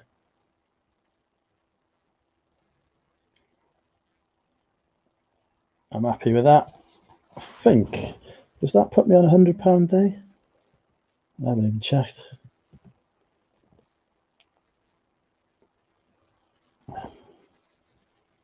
Yep, totally agree with you, Stephen. 95p's is definitely becoming the thing now. Yeah, not with me. Oh, I'm on £97.93. Somebody needs to visit the Money Mental Emporium and buy something to put me over £100.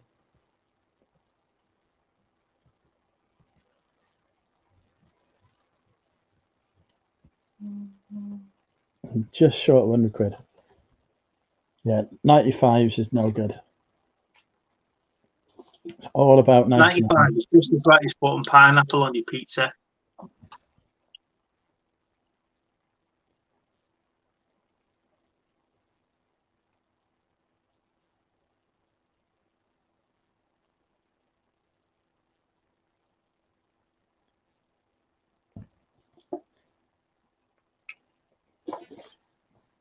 I'd buy something, but I spent all my money on onions. No good. So what are you hoping for your birthday? I haven't asked for anything. Well, that's no good. No, I've got everything we need. I haven't asked for anything. Oh, tell a lie. Tell a lie. I asked Lana for a Star Trek baseball cap. I've got that was it. I've got a Star Trek baseball cap somewhere. Because I was watching the DS9 episode, Take Me to the Ball Game. Do you know, where they're in a hollow suite and they're playing baseball? Yeah. And I was like, that's what I want. I want a Star Trek baseball cap. Okay, so I've got you a present, but it isn't that.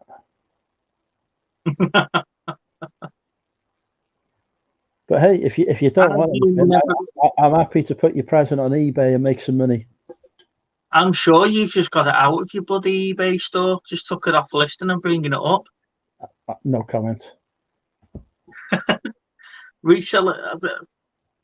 How can you never have watched an episode of Star Trek? Star Trek's amazing.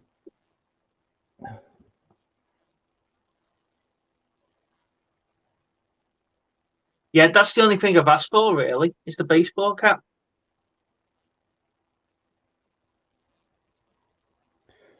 So Lana's watching. Lana, have you remembered to purchase the baseball cap, or are you now on eBay desperately trying to get one? That's the big question. If it comes to Sunday, Why do I need new curtains? What's up with my marble curtains?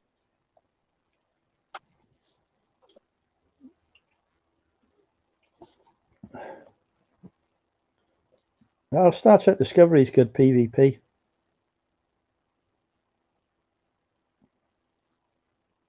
It'll be interesting to see what they do with the third season of that, with them being in the future. If it actually happens. It is happening, isn't it? They've made most of it. Yeah, they just need to finish it. Did you watch any of the Discovery shorts? Do you know, like they did 5-10 minute episodes? I did, yeah. There's because one. the coloured fella that the ship falls in love with, he's in season 3. So it's going to be interesting to see how he ties in and where the crew was when he woke up on Discovery. After she was set loose by the last captain. Mm-hmm.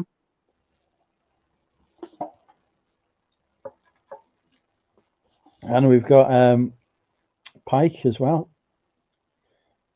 The Captain Pike. Yeah. Yeah. Did you go to the Star Trek exhibition in Blackpool? I'm banned from Blackpool. I've been there. I come back with a Star Trek mug.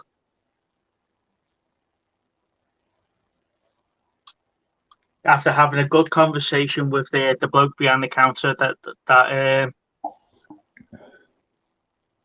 the shadow, the mirror universe will be in Discovery. And it was.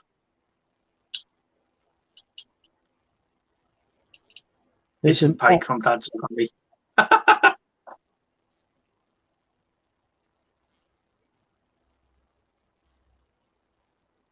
Oh, right, yeah. I get it now. Sorry, Stephen.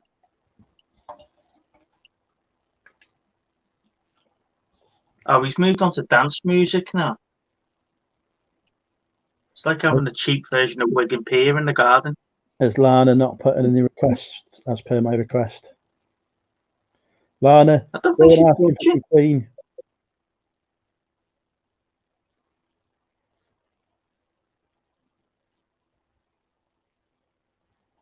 No, a lot of fans didn't consider Star Trek Discovery to be real Trek because it went against everything that came before it, didn't it?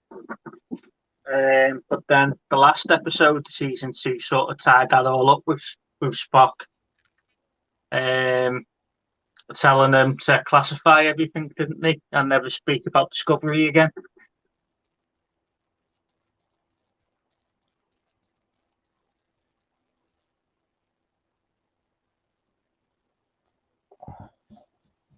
I want to see the Federation die. Well, there's been plenty of episodes. There's been plenty of episodes where they talked about it, haven't they, in different series?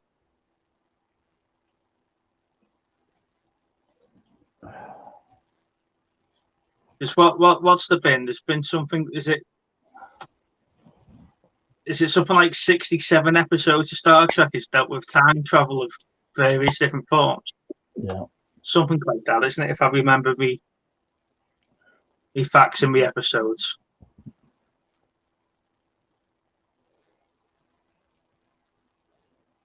DS9 was better than Voyager, and then Generations was better than DS9, I think. But I prefer DS9.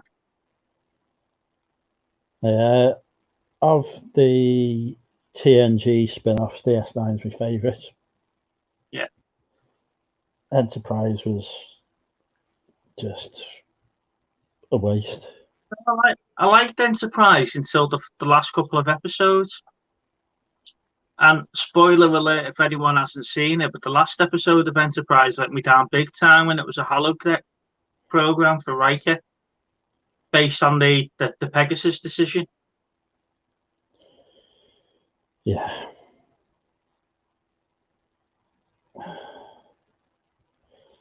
I can remember when Star Trek was on BBC Two when I was young. I always turned it over. I used to love watching Star Trek on BBC Two when I was a kid. BBC Two used to be much better than BBC One. You had like Space Precinct on there. You had Star Trek. You had Buffy the Vampire Slayer. You had all the quality shows used to end up on BBC Two. Space Above and Beyond. Yeah. The only problem was that they were all on too late for me as a kid. I had to record most of them and watch them the next day.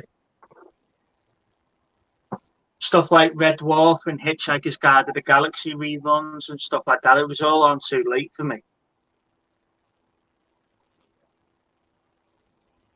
I wouldn't complain. Right. Nobody's bought anything to push me over the £100 mark yet.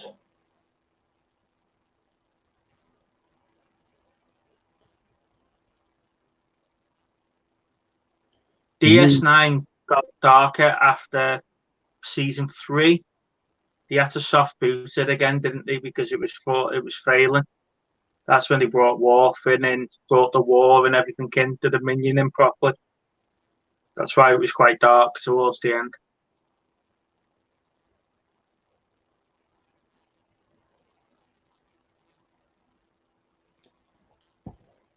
I like Garrick. Garrick was a great character. Fresh Prince of Bel-Air, that was another great BBC Two series. Have you just Googled BBC Two programmes from the 90s? No, Neil mentioned it in the chat. Are you sure? I can't quite see your reflection in your glasses. Well, Can I zoom in? I mean, look at it. Literally, right? I look at the webcam and you can see, I mean, don't even get me started. That was just ridiculous. I was thinking that was going to be some terrible expose about me, you know. It was nothing. It's like, what? I haven't done anything here. What's going on? You should have heard me at the start when he had that clip of me and you on it. I was going absolutely ballistic. Because I thought he was going to play that clip of me taking the piss out of you about you cheating. I thought he can't base the whole thing on what I said to you the night after on drinking and answering. That just got ridiculous out of hand. That did. I don't know what was. I just think, you know, because there was that putting up the wrong answer and asked the audience. There was a question with no right answers. I'm just thinking, was the whole thing a setup? I don't know. Very strange. Monkey magic. But despite all of that, I won 15 points out of 15. I had to use the ask the best bit was when he goes looked on Google. 2 of those questions he said looked on Google. Ones where I bloody used the lifeline on. If I'd looked on Google, I wouldn't have had to use a lifeline, would I? It was ridiculous. Ah, this makes me angry.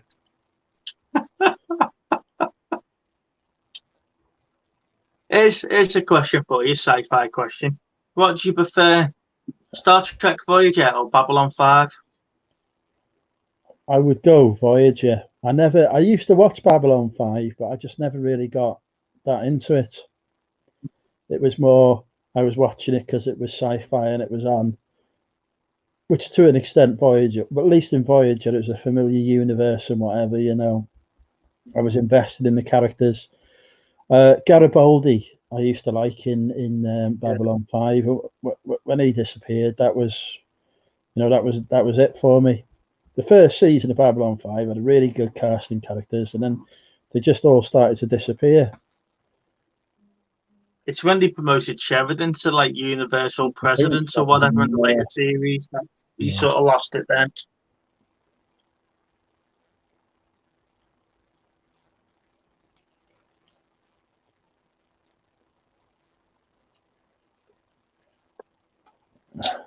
Hey, Pat. I'm good, thank you. How are you?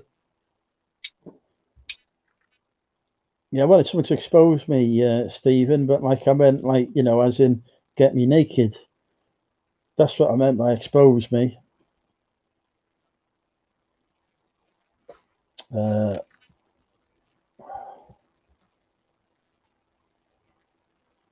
Yeah, it's not a bad series, Babylon 5. If you haven't got around to watching it yet, PvP, then yeah, it's definitely worth a watch. is it on any of the streaming services even? 'Cause I don't even know how you watch it anymore. It might even be on YouTube, having said that. Yeah, Farscape's Ace PvP, I used to watch that. That was BBC Two as well. Farscape's on Amazon Prime at the moment, isn't it? Farscape and Lex. I never actually saw Lex the first time round. Mm. I don't know how I missed out on that one.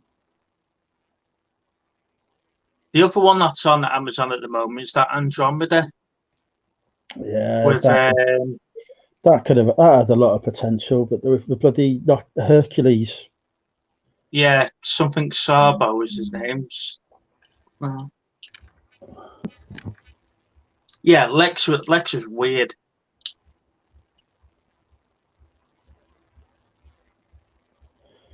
I watched a bit of it on Amazon Prime, but it's one of those where it's not aged well. Mm. A lot of the characters, or sorry, not characters, a lot of the actors from Farscape ended up in the Stargate series, didn't they? That's another They thing. all follow. I didn't get into Star. Basically, anything that was on Channel 4, I seem to have just basically not liked as much as the BBC Two stuff.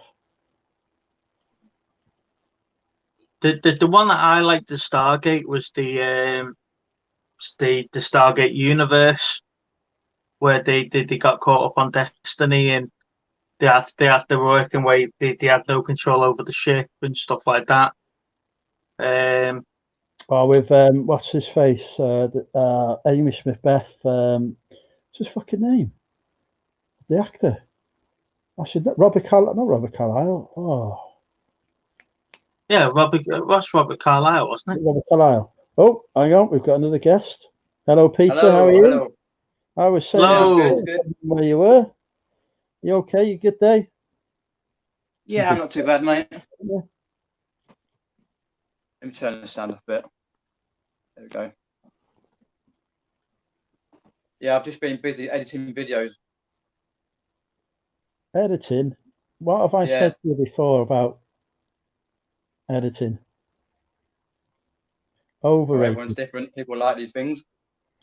Oh, we've got another beautiful lady popped in the chat here. Here she is. She's finally accepted after 2 years of arguing with me that I'm allowed to call her that. I say accepted, she's given in. How long did it take? 2 years of solid work. Right. The only problem with Atlantis PvP was the way that it ended.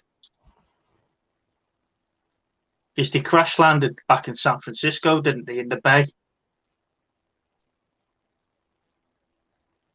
No, I've never seen it, so I wouldn't know.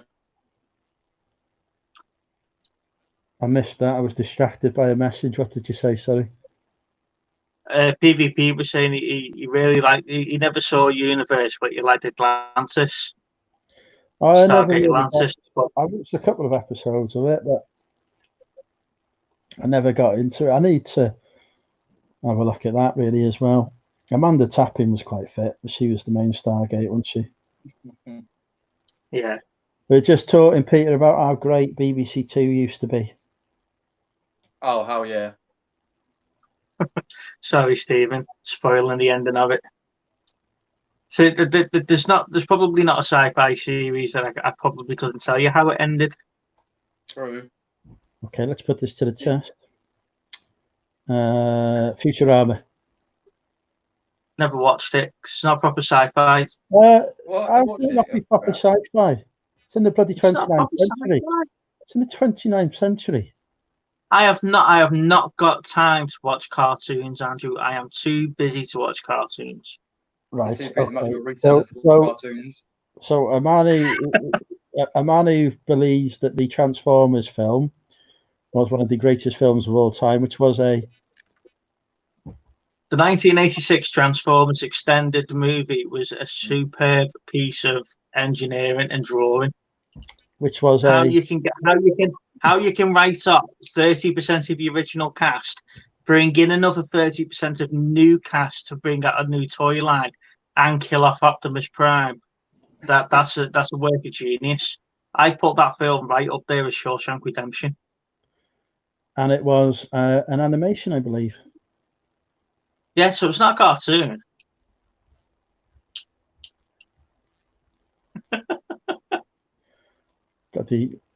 So yeah, there we go. Can we have a possible spoiler warning on the screen whenever Steve is on, please?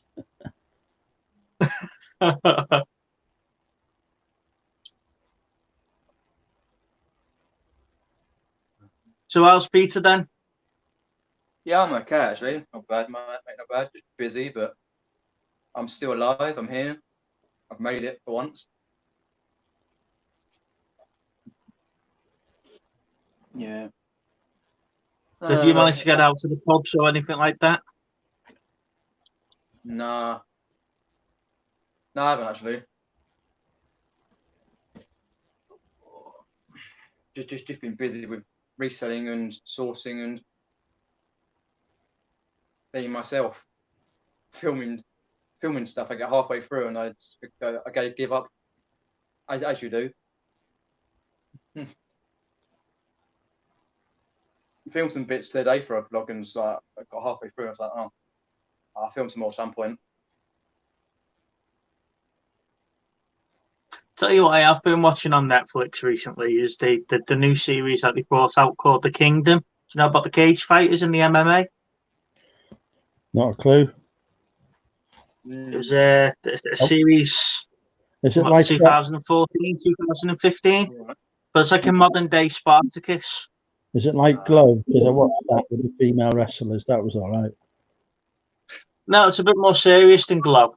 Glow was a brilliant series. They had the tits out and everything. Yeah, it's like a modern day. Did you ever watch Spartacus? They slept, they did a little bit of fighting, then they end up shagging, then do a little bit of fighting, and end up sleeping again. But that's what this is sort of like. Oh, hang on. We've got an offer. Oh, thank you very much. Queenie contest is not allowed to enter guess the price. I did have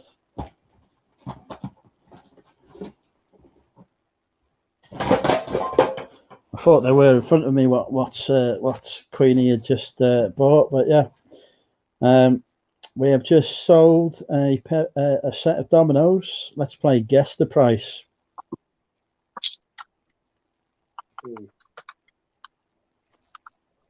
Okay, I will go $7.99.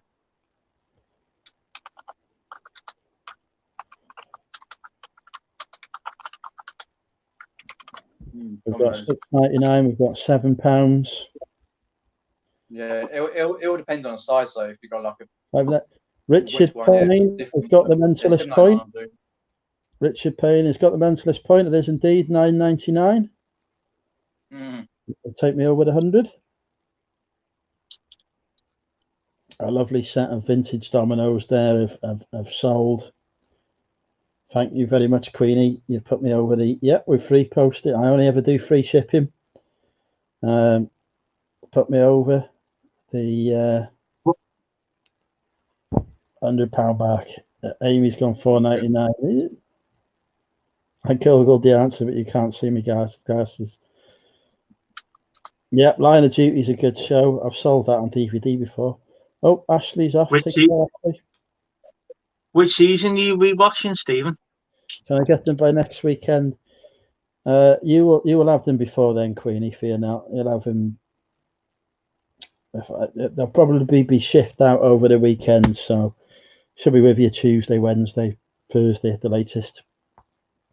Mr. Stephen in the chat will tell you how good my shipping is. he orders something, I dispatch it right away. He gets it slightly later.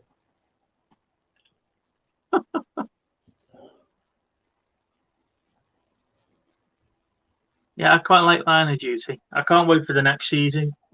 They sort of left it in a good place, haven't they, at the end of season 5? All of this TV, though, is going to be delayed because of the apocalypse. I mean, can you imagine trying to film while socially distancing? Yeah, God, Yeah, that's what they said, wasn't it? The bloke that plays Steve Arnott was saying that, weren't they? That they were gutted that they had to stop filming halfway through. Yeah. This is going to impress Queenie now. I've just, without even moving, shipped her order for her. That's how quick I am. Telepathic. DBP, The Expanse is awesome. Yes, I'd watch The Expanse before watching Babylon 5. The Expanse, brilliant series 1. The book series is very good as well that it's based on. The chance to read that PvP. But yeah, I mean, I'm not a big book reader myself because, as you know, I spend most of my time either flirting with women, selling stuff on eBay, saving the nation, or making a tit of myself on YouTube. Occasionally, I use Google. That's about pretty much my life.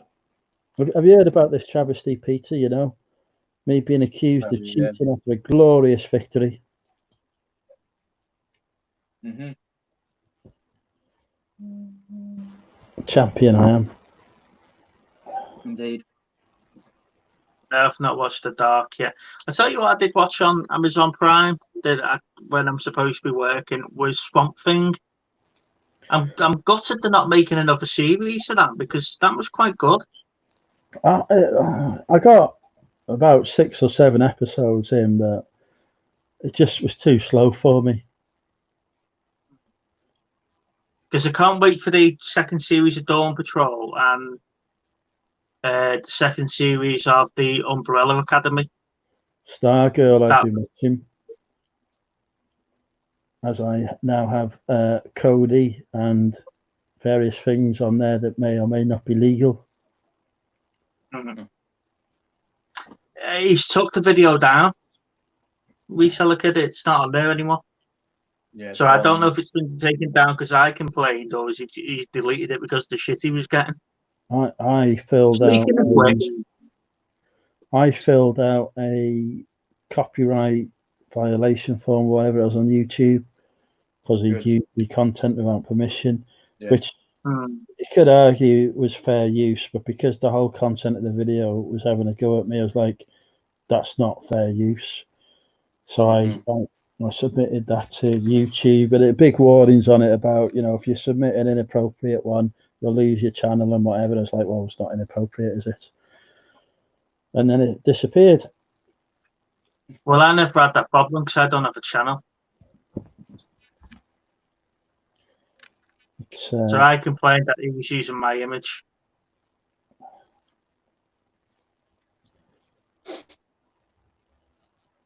But yeah, I wouldn't worry. A former friend, Queenie, who sadly no longer is, decided that he would try and build his YouTube channel, get subscribers or whatever by attacking me, and it backfired on him. Mm-hmm.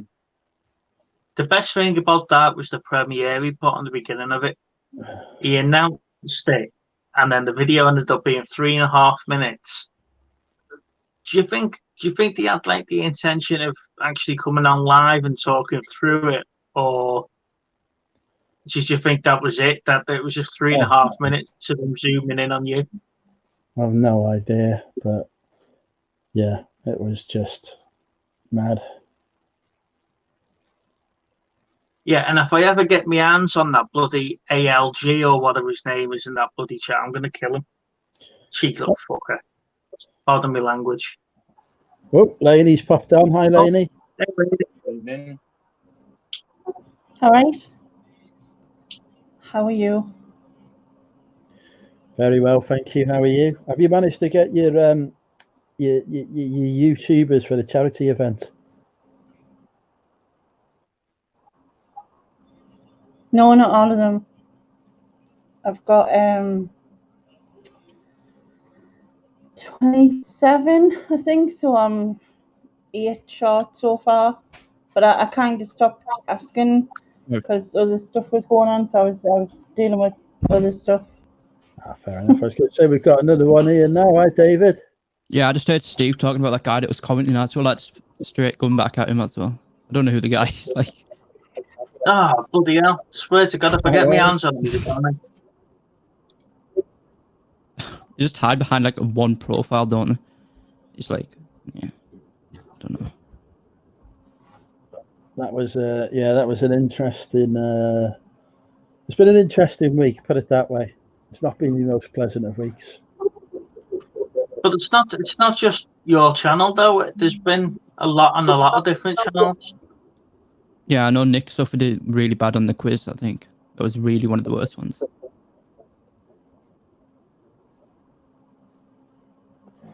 How have you? Anyway, let's talk about happier things. How have you been, David? How have been? It's just the same old week, in and out, more or less now, until the university starts back up in God knows how long, and if even it does start up, or if it does start up with it being kind of online. Other than that, it's just regular posts as normal. Other than start the channel up, and that's about it, realistically. And confuse the people over the fact of me and Lucy having the same channel name, roughly. So that's always fun. But it helps with SEO for both our channels, so that's not too bad. But no, other than that, it's not been too bad. It's just one of those weeks, and just thought to start the channel just to give myself something to do and give back in a way, I suppose. I'll have to give it a subscribe. The only thing I'd tell you though is it's me kind of talking quite quick, so you might have to go like 0.75% or whatever it is. But it's some of the content or the recent content I've done is quite applicable to most people in a way. It's about motivation and kind of how we can stay motivated. But it's one of those topics where it's kind of like can be complex, so you may have to go through it a few times. But it's only 4 minutes long, so you could watch that like 3 or 4 times and you get your head around it. Then it sets you up for kind of a long time as such. But yeah, it's worth the watch, and it's not just because it's my channel, but I think it's really something that's important. Yeah, the reseller kid is just saying, put a link in the chat to David's chat. I'd put one in, but I think I can just type in the chat and then maybe you can search it up. If you pop, I'll make you a spanner. If you pop in, let me just put a random letter in the chat first for you. Right, yeah. That's one thing. There you go. That's one thing I did notice about Laney's channel the other night when we jumped into part of the quiz. You've got more spanners than you've got subscribers, haven't you? Everyone was blue tagged.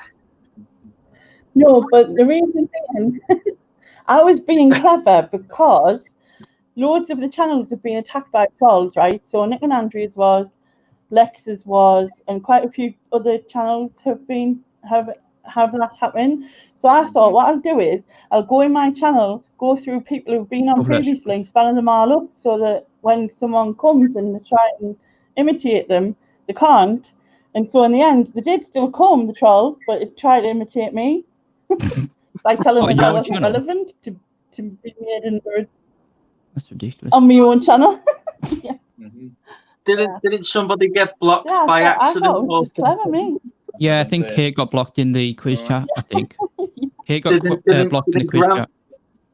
Yeah, didn't Grant block somebody by accident because he's just been given a spanner? Yeah, he did. And I missed that. I'm a spanner on that channel. I would have enjoyed exercising my power. Yeah. But unfortunately, I was listening. On Nick and Andrea's. Yeah, but on the quiz channel. I was going to say on Nick and Andrea's got copied, and it was the troll. So they went round and deleted everyone's comments and stuff. Especially towards the end, yeah. It was that Kate person or something, wasn't it? And then everyone's comment just got deleted, and it was just like a sea of comments getting removed. A little bit crazy. Yeah. Thanks, Ali and Stephen, saying it was clever. I think YouTube needs to implement something though to combat it. Like maybe your account needs to be registered for like 3 days or something before commenting on lives or something. Or we should be able to have an option to say that we only want people to comment if they've got an account active for 3 days or a mobile verified account or something. I think that's Or something that needs to add. Or if they're a hot female. Just single it out. Yeah. Radius, location. lucky too. Even if they're a shop. Yeah, I was just lucky that on Wednesday, all my spanners, I spanned a couple of more people up, and I was just lucky I didn't get targeted. But I was ready for it, to be honest, because I was watching Brad from 2050s, and he got absolutely battered on one of his lives last week with trolls. I was also chatting to Mel, and she was saying about it as well, because I was like, damn. I was watching in the background, and all these trolls were coming on a bit like Lex and Nick, and I was like, oh great. I thought I better get some more people on for moderators. And So, do you think? Right. Do you think that? Because when we first started watching middle of last year, there was only a handful of reseller YouTubers. But do you think now, because there's a whole army of yous, and as Andrew said on Monday, I think about 20 videos went live on Monday at the same time, and then everyone's got a live stream. Do you think we've grown too big as a community now, and we're just easy targets? I think it's too quick. It's not like a point of too big, but it's just like too quick as well, I think. But it's not a bad thing, but it is a bad thing in the sense of you're going to get these people, right? But the positives definitely outweigh the negatives, but we can often focus on more than the negatives in a sense. And I know that before we initially did focus on the negatives of the trolls to begin with, but now we're kind of coming up with combat ways of dealing with them in the sense of moderating other people as such. And we didn't know how to prepare for it because we didn't have it before. Whereas if we were growing slowly bigger, we'd have the odd one troll, or we'd have just the troll on one account. And now it's like the troll, if it's more or one, on multiple accounts. And it's because we've grown so big, or the community's grown so big as such within a short amount of time. And it was a shock to begin with, but now it's more so the fact of we know how to deal with it and we can kind of combat it. We have these measures in place on how to do it, and we're prepared for it more better now. But the measures were always in place, though. Yeah. Every channel I've been on's always had moderators I don't think and stuff there. this way before. I think it's just a new way of what they were trying to do, like imitation and copying of accounts as such, and the persistent nature of it, keep coming back like every week or trying to come back as such.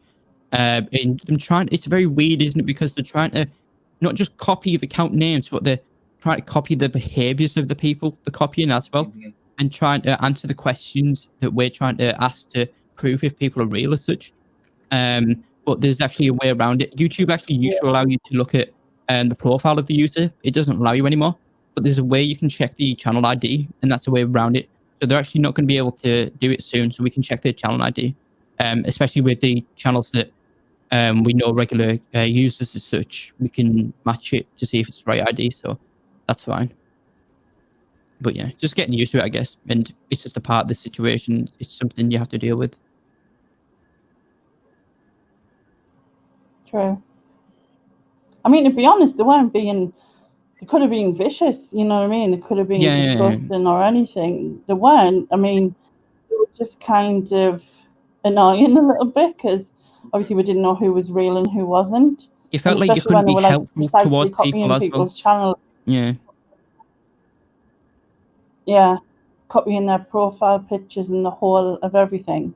And then they were answering people, and like we were working out by certain things they were saying that it wasn't the person because we could tell by the way they were saying certain things. But it was weird. Yeah. Anyway, don't give trolls time. Forget about him. Do not. Let's talk about more interesting things like I've got the world's greatest Depop store. I was looking at that. So that. Look, I'm at Paris Hawk. Do your kids shop on the Depop, Laney? They're youth, yeah. No. The average age for Depop are the most popular age is between 16 to 26. Well, they won't like my stock. Well, they're both. Well, my son's not in that. My daughter shops on like ASOS and Boohoo and Pretty Little Things and those kinds of places. It's it's definitely a used platform. It's definitely obviously not a used platform. Is Depop more like specialized, more like vintagey type of stuff? It's more vintage, and it's more those people that are attracted to it, and it's more people that are more eco-conscious moving over to used stuff. If you're going to sell new stuff, you don't want to use the stock image, not just because Depop don't like those, but you kind of want to, if you have an image of a new product that you have and you take your own photo, that shows that you're kind of like a personal seller rather than just a white background, you could actually then make that photo, the buyer, make it feel like as if you've already bought the item. So you're not actually paying towards a company that's actually going to produce another item of that kind. And the item's already in existence, kind of thing. So you're not kind of mass producing in a way, and that's what kind of what they're looking for. So you can make a new item look like a used item in a way, and make it seem like you're not producing mass production as such. That's how you sell the new items, but it's mainly used on there. But I know they're taking off electricals as well, and they obviously stopped that now. So it's mainly clothing platform. I'm happy to use it just for clothing. I'm going to try out the vintage as well. To me, it's about getting as many eyes on the product as possible. So I'm not. Yeah, definitely. I was thinking at the start I'll have like a set. I'll have my Depop store for me used and vintage clothing, and have new stuff on eBay. But actually now I'm just thinking I'll just have everything on whatever and get as many eyes on it as possible. Hopefully they'll do it. Yeah, that's that. I mean, totally agree with you. It can't harm us, and these apps and everything's come through. Especially, I mean, I think eBay's like slightly outdated in a way. It's kind of a long process to list, but on Depop, I feel like it's fairly quick to list. It's just upload an image. What size kind of is it? Do you want to add like a little bit of a description? Add your price. Boom, done, kind of thing. And delivery's all already done on your settings page. And it's just so easy to do. And you can do a listing within what, like 30 seconds or so. And if you just keep doing that, it's so quick to list on there. It's seamless as such. Obviously, with it all being integrated with your phone, that's already got the photos.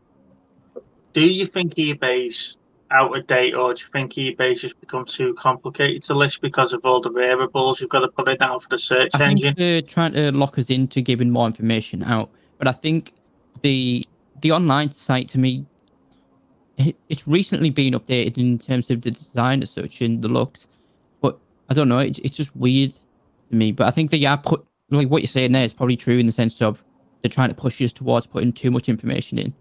And I know some of that information is required, but it seems like a lot of information then it could be made simpler in the way of, even if they've just done it for one category, so like the clothing category for now, in the way of Depop doing it, it's just like you only fill out like 4 bars kind of thing. So you just fill out the item size, the price, all on the same screen rather than having to scroll down kind of. And that could just make it so much simpler and so much quicker. I think that's the kind of issue with eBay at the moment. It's kind of a lot of information, as we know people don't even check the description as well. So it's simplifying it for the phone, I think, is something that needs to work on.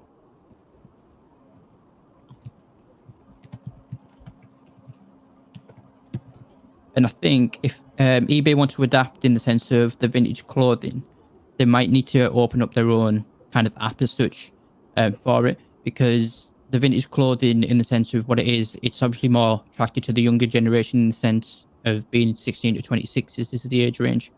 And people like recommendations. They don't like this long time kind of, I don't want to search for it.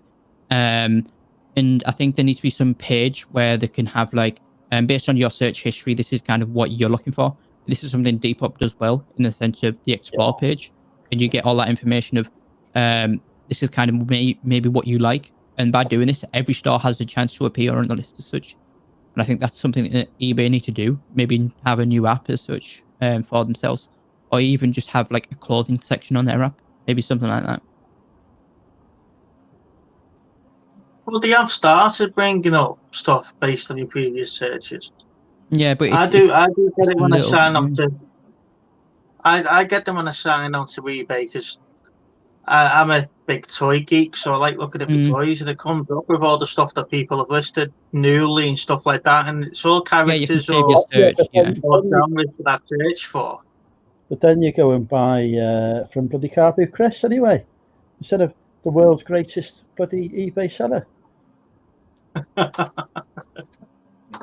I'll be back in a sec. David's in charge. So, is there any other apps that people actually wanted to use and such, like, or thought about using in a way? Because I think there's apps such as what we know, where you got like general marketplace apps in the sense of Facebook, Depop, as not Depop, as in Gumtree and stuff like this, and Spark as such. But do we think there should be apps in the sense of like electronics and stuff like that, or do you think it should be just still generalized to those kind of products? I don't know if we need a market for that. There's too many apps and You too think there'll many be too many in websites the way? all doing the same thing. Yeah. So I You think know, I know. Mm. I can understand Andrew's point that he's moved on to Depop because it gives him another avenue of selling and another revenue stream for his it's access to clothes and new stuff people, like or that. even if it accesses the same people, it still works. Yeah. Yeah. So if you look at what 8 years ago you had eBay or Gumtree, and that was probably about it. But now you've got all these other apps and Mm. other people jumping on the bandwagon. I think just some of the more general marketplaces, like you said there, like I think Gumtree and obviously Facebook being bigger one now with marketplaces as such. I think they just need to refine on the community standards in the sense, because we know Facebook can be quite a bit of a pain, especially when working with people saying, is the item available as such, and they don't even reply back. And I don't know if that can be monitored as such. But especially when people say, oh, can you pay by friends and family as such? And I think they need to integrate like some payment checkout or something. And if they're wanting to introduce these marketplace systems, they should kind of have this or PayPal integration to begin with. And I think there should be some payment methods there. And I think maybe Facebook has rushed out too quick, something like this, because they just know they need to compete with eBay, and they found a way to compete with eBay, but it's not perfected. So I think maybe rather than new apps, it might be a matter of cleaning up the apps that are currently there and changing them in a way to make them a bit more suitable and friendly. Maybe it's something to do with that. Saying in the chat anyway. Multiple listing app will be handy. I think, is there any app that allows you to cross list for free at the moment in the UK? He was talking about cross listing. Was it Bell? Bell was talking about it on Sunday, wasn't she? Or last week's show about cross listing onto other avenues and other stock. Was it the Etsy site? Yeah, it might have been. It was all the vintage sites, maybe. I think something to do with vintage stuff and craftware and stuff like that. I think I can't remember what it was. Let me have a look. Cross list you. But to be fair, I don't look on any other sites. I just go straight to eBay. I can find everything I'm looking for on eBay. Oh, it's so big, yeah. All this I can't find it, and I can't do this, I can't do that, and I'm looking at 8 different websites. It's all on eBay. It's known and trusted eBay, isn't it? That's the thing. And I think it's fine to have these special markets in the way in which you want to look for stuff. But I think we just know if we need to search for something, we can search for eBay for used stuff, or if we need new stuff, we can look on Amazon. And it's just these default things we can just go back on.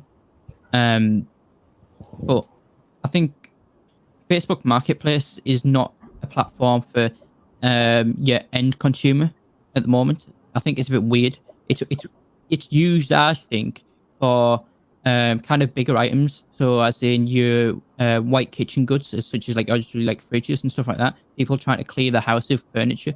I think that's what Facebook Marketplace is for the end consumer. But if it's for resellers, I think it's perfect because people are just putting anything on there. Not many people are buying kind of toys and games on Facebook as an end consumer, I don't believe. Whereas it's more coming on eBay. Fair, we've done quite well from the free to use sites. When people putting stuff on free to use, and we've got quite a bit of stock off that. What do we sell? We sell the bigger items that are going to cost too much to post, and the best thing about it is that people come and collect it. But we don't sell. We don't sell much on Marketplace, and we don't sell anything on eBay really. Like I say, we don't do multiple sites or Depop or Etsy or anything like that. The odd occasional thing, if it's like in that early teens to early 20 range that she might put on Depop, but it's not like a mainstream for us. I think a lot of people have like the generation just like after like the 16 or the 26 as such, they before Generation Z and whatnot. More understanding now that I've adapted with eBay and I've adapted with these sites such as like Amazon and whatnot, and I know I can get my stuff from here, and this is where I can go.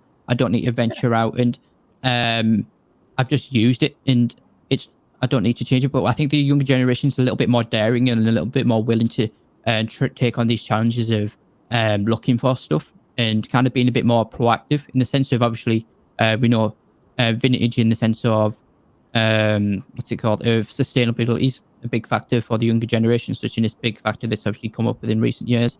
And I think that proactive nature has moved them over at that site. But I think eBay's definitely lost sales in clothing to Depop and whatnot. But I don't think there's many other categories that they've lost sales in for that younger generation yet. But that might happen soon if they're not careful.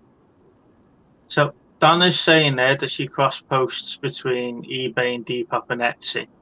Is there an app that you use to do that, Donna, or do you just go on each individual one and relist it?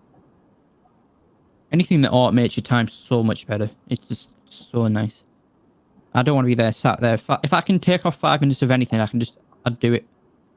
At a reasonable price, of course. I don't want to be paying out a fortune.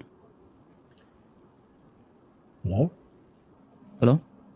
Just talking to the dark side. I didn't have you on screen. I thought you who you were talking to. Blocked your face by a chat. Yeah, I'd like cross-listing software because I think if that happened, we'd be on every platform ever. But I wouldn't mind being on every platform because of cross-listing, but I wouldn't want to be on every platform because there's a thing in marketing where you don't want to be on every platform if you can't manage every platform because it gives you a bad image as such. But that's mainly when brands. But yeah, it's if you can't manage a platform, then you might not post in time on another platform, and then that decreases that, and it's a ripple effect of not going onto the other platform. Well, it would if be you nice can have all of it together. It would be nice if you had a piece of software that allows you to cross-list and then cross-list, shipping, everything in it. Yeah, take off the other sites because you had it before, Andrew, where you sold something on Depop that you had listed on eBay. Yeah, no, I sold it on eBay. Yeah, when it was listed on Depop, and it'll be nice to have that. But I suppose you'll be in that realm where someone like Google or eBay will own 5 or 6 sites that you're selling on, and that's the only way that would happen because they would all have to talk to each other, wouldn't they? I think eBay allows you to access, actually link up with other sites as such. I know that. I know Etsy does. I know some sites won't allow you to do it. I saw like Depop is willing to do it, I think, but it's a bit of a pain to do it on some sites, and it's kind of like, are they just blocking you from not being able to use other programs on their site? And it's one of those things because they want to keep you on the site, but I don't know. But they shouldn't, because if the people are trying to cross list, then they need people on the site, so they should accept it. I think over time they will accept cross listing, but there needs to be a service out there to do it. And should it be a credit based system where you cross list one item that's 1 credit off your account? So you buy 600 credits and that's 600 items you can cross list, or should it be a monthly subscription? That's another thing that should be figured out as well. But I think there's a market there for cross listing across multiple sites. But it would take a time initially because every site's got different item specifics and kind of what they want. And yeah, so it's just like filling out, especially Etsy. I think people were saying there that there's so much information you need to put there. But I think what needs to happen is you say what sites you want to list on, and it only shows you the description boxes that you need to fill in for those sites, kind of thing. So if you don't take Etsy, then you don't need to fill in the description box for Etsy, and you can just click upload, and it just uploads that item. And then just see all your stock there, kind of thing, and that'd be great. Just watching it all there, and imagine even if you could send offers from eBay on eBay through that as well. That'd be ridiculous. That's something that needs to happen, but I think we're quite far from offers. But I think cross listing is definitely possible with it, and it's something that could be done. But as to the price, I think we've got the Sunderland supporting reselling kid in the chat. What's going on now?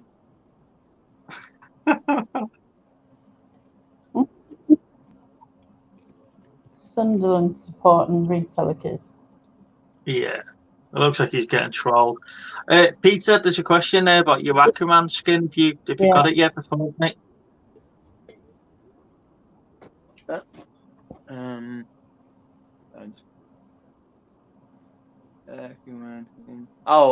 Queenie. No, not yet. I haven't been on. I was on last night on Fortnite, and I saw it, but I haven't got that far in the challenges. I get too stressed, pretty much playing it. And then there's a group of us who play the game Fortnite, and we sort of are kind of bang average on the game. But yeah, I will have a look probably tomorrow. I think I was a couple of challenges away from that, because they bring out challenges every week, Queenie, as obviously as you know. But just trying to think actually. I don't think I'm that far from it. I've got quite a few of the others. I think I'm only on level 61 so far. I might even have it, but I just can't remember at this time. We've I play it. seen. As people know, I play it, get stressed, start swearing, and yeah, that's just how I am. But yeah, I'll have another look at that at some point. I did get some free stuff from PlayStation Network. They were shoving out some free skins. I think was skin, or it might have been a glider and stuff the other day, because Tom English Picker is on PlayStation and he told me about it. So I've got some free stuff from there, which is good. Oh. Yes. Okay. I don't know. Fortnite's not a game I've ever played. Oh yeah, I played Not it for something a while. It's kind of a platform that I play just to relax, and I play with many friends. Because back in the early days, OG, back in like 2-3 years ago, when Mr. Zahir Malik was playing Fortnite on his Only Cool Stuff channel for 10 hours a day. That was about 3 years ago, when I first started playing. And I used to play during the day with Z and others, and we used to just kind of chill. It's like a platform where you could just chat to people and just release your day's energy. It doesn't matter what's happened. It's a bit like this in a way, a bit like YouTube as well, where you can release your energy and just come into a stream and say hello and just go, okay, I'm getting relaxed now. But yeah, it's just nice to chat to people, because we've got 4 or 5 people that we talk to regularly, and then we talk about a lot of things, whether it's reselling or just the gaming or whatever. So it's nice to get away from certain aspects of what you do daily, reselling and other stuff. But yeah, it's not a bad game. I wouldn't play it all the time to get sick of it, but that's why I'm not on it tonight. I'm uploading videos. If people didn't know, you get it in there. Anyway, you can just put it in. Yeah. Yeah. Oh, Yeah, I've got to get out it of in context. there somehow. Yeah, because I'm car booting tomorrow. Another local car boot I've only been to once this year, so I should have another haul video for you guys to watch. No, I mean, I'll spend money and buy stuff.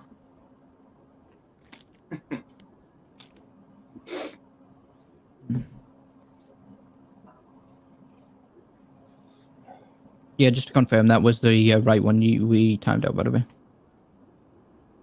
I just hoped it was the wrong one. No. That would have been quite funny. It was the right one, yeah. I could tell by the channel ID.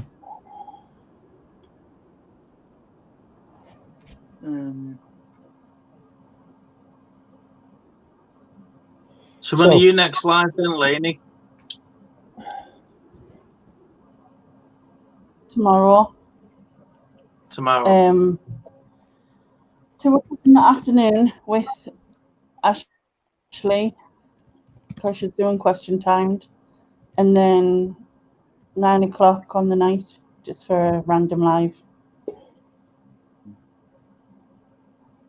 So see what happens. See what we talk about this time. I did answer Dave in the chat, but he asked us about the laptop. It's currently with the manufacturer.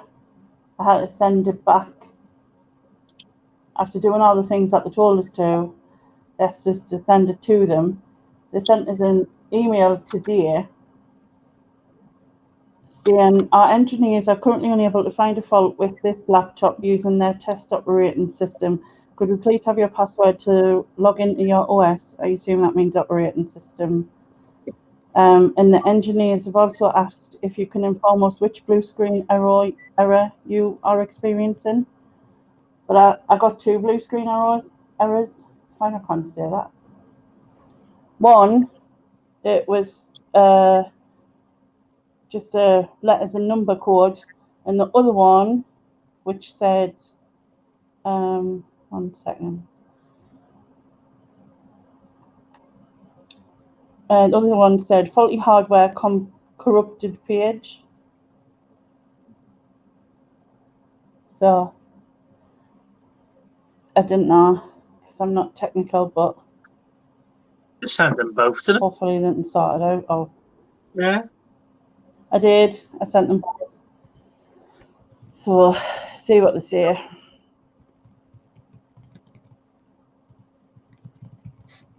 Because I don't understand it. I saw I said, well, I tried to say earlier, but I saw a Harris hawk today.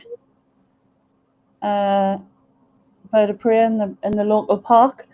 Because since lockdown, we've been overrun with seagulls and pigeons, like breeding in the parks in the town. Well, there's a park in the town, and then they're trying to breed in the town. So they brought out these Harris hawks, which are just flying around to like sort of scare them off kind of thing. They're not hunting them. But it was funny because it was called Hermes. And then I kind of laughed, thinking it's probably who's been delivering your parcels in the back garden, just dropping them in. You got the storks delivering the babies. You got the hawks delivering your Hermes parcels. Yeah. All right, guys. Well, I'm going to call it a night because I've had a long week. So And I'm he's gonna getting get an old early this night. weekend as well. He's got his 50th birthday on Sunday. I have, yes. He's got a guest of Yeah. honour turning up. Mm-hmm. Happy So birthday you're for going to be doing... Sunday. It's my son's birthday, the same day. My birthday's actually Monday. We're just having people around on a Sunday. Oh, my son's birthday.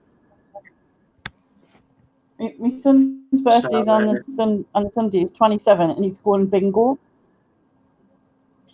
We went bingo He's last going weekend. to bingo. We went bingo like, last you're too weekend. young We to got go to told off for bingo. being too loud.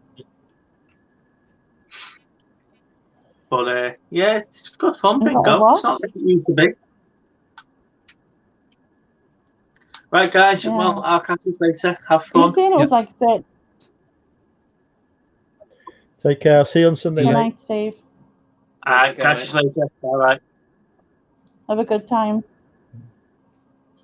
I want to meet Donna. We need to get Donna on. I like the sound of Donna. Donna, we need to get. Which part of Scotland are you from, Donna? Because we talked about having a Glasgow meetup. I don't know if that's near where you are. Really? About as far away as you can get from me. Is it my fault that you've got to live on the arse end of the country? I know know the best part of the country. there are a few ladies down your way that I would like to meet. So fear not. Well, I kind of gathered that. Yeah, it's quite Oh, a few. Yeah. There will be a bit. A lot of following from my areas. Yeah. I don't know what the rules are on having meetups at the minute, because it was like, I was thinking, pubs are back open now. I still think it's a no-no though. Having a big gathering, they mandate you going to the pub with about 4 or 5 people. So, Yeah, reseller kid, I do have a delay.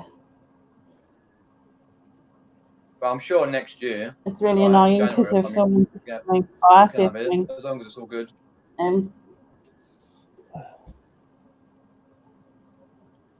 people It's- are laugh at stuff like a few seconds after everyone else because of the Yeah. delay, which is weird. But I don't think I can change it. Oh, we'll get done It's if we just can. finding a venue where everyone's comfortable going to. Look, everyone lives everywhere in the legal. country, so You know, this is the thing. I was like, I think there's a limit on how many people can, as you say, get together at yeah, you can, one time at the minute. So, which it's ruined my sex life. I don't know about anyone else's, but you know. Mhm. Yeah, until that changes, yeah, we have to wait for one for meetup. Donna says she can do Glasgow. She's not been to a meetup before. Have we talked before, Donna? I don't know if we are Instagram friends or not. So I think Donna said this was their first time watching, so I'm not sure if she's come across us Yeah. before or not. This is me Glasgow. being well behaved.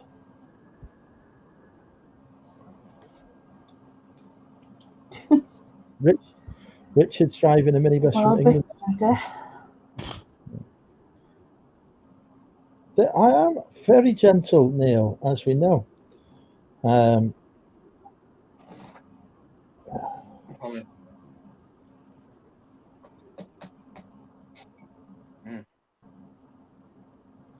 Do like a road trip stop at everyone's house, every woman's house. That's what you should do. Good idea. Yeah. They're out of van. Not Enterprise though. I barely get out of Wrexham. Mm. Right. Anyway, right. We need a topic for discussion. What should we talk about?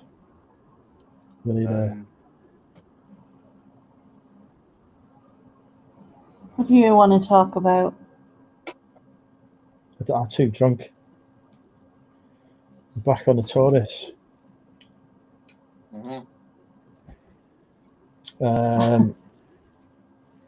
If you could travel anywhere in the world, where would you go? Hey, Polishek. If you could travel anywhere in the world, where would you go? We'll start with Peter because he's to my immediate right. If I could travel anywhere in the world, where would I go? Good question. My house is an acceptable answer, by the way, folks. No, I would say 50 miles away from it, but that's another thing entirely. No, if the world was a safe place, for me, I would love to go to Egypt. It's always been a passion of mine. Go to the pyramids and go to Cairo Museum. Because if you didn't know, I picked up a whole load of Egyptian books for free off Facebook Marketplace a few weeks ago, as you've probably seen in the video. And it's all interest of mine. I kept a couple of the books back myself. But apart from that, where else would I like to go? Germany. That means that sort of history again with like Second World War and the rest of that stuff. But if you're talking just UK, you'd probably say the south coast, like Littlehampton, Portsmouth, Southampton, I used to work down there. Yeah. I used to have to commute down there. I used to drive down there on a Sunday. I used to go down. Where did I used to go down to? I want to say Winchester. I'm not sure if I mean Winchester. I used to drive down somewhere on a Sunday anyway, stay at the Holiday Inn there, and then drive the following morning down to Worthing. I used to work in Worthing. Or sometimes I'd stay in Brighton. And Worthing's just full of old people. Yeah, couple of nice restaurants there, though. Oh yeah, of course it is. Yeah, I haven't been for a while, but yeah, because my parents years ago used to have a caravan, Bracklesham Bay, which was probably about 20 minutes from Chichester, on the coast. It was lovely, about 5 minutes from the coast, and I'd wish I'd appreciated it a bit more because I was a teenager at that time, 15, 16, and just like into things. Yeah, I don't know why I didn't really appreciate it that much, to be honest. But it was a nice place to go because there's a lot of areas to go and stuff. But yeah, there's always a lot of places I would like to go, but it's just waiting around at the moment to be able to go there safely. Polishek wants us to go to Bournemouth. I thought for some reason, Polishek, I thought you were from Brighton. I don't mean originally. I mean, I thought you lived in Brighton. Somewhere down there, yeah. I see Bournemouth. Yep. After the boot sale tomorrow, there's no boot sale. There's never any boot sales on a Saturday near me, RK. We don't have Saturday boot sales here. I could go to 2 myself, boot sales, tomorrow, but I'm going to limit myself to 1 because both of them open at 6 o'clock in the morning. So if you go to 1, then you surely will get to the other one, and you miss out on a load of stuff anyway. So no point. Just go to the 1. But yeah, but it's because it looks like it's going to rain on Sunday. So I just thought I'd get to the Saturday one, get a lot of stuff, try and beat the vinegar jar to all the stuff as per usual, because he's very local to me. Yeah. Especially whatever you see in his videos, 80% I've missed. But that doesn't bother me because it's like friendly competition between friends. So it's fine. Okay, so ask if we're going to boot sale on Sunday. Probably not, to be honest. I mean, I've spent over £2,000 on stock, so right. I don't need any more stock, and I'm not sure I have the well. I have got some money I could spend on stock, but I'm just not sure that I should. I've got a bloody 40-foot shipping container full of stock as well. I was just gonna say, get stuff listed. So I don't know. How about you? We know Peter will be going to the boot sales. Yep. What's that? Where we're going as such? The one I've just been investing in Lego as such, but not like as in new Legos. But mainly just like job lots as such, and just parting them out from people of minifigures, because some people just don't know the value. And especially with buy it now, in the sense of looking at new items listed and going on to buy it now and seeing kind of what's up to grab straight away, and kind of seeing if any's mispriced or anything like that, and then just sell them for more price. So I like to stay at one spot. If I can do everything from one spot, buy my items, sell my items. Obviously, I only need to go out to post it as such. So if I can source online, I'll source online rather than going out.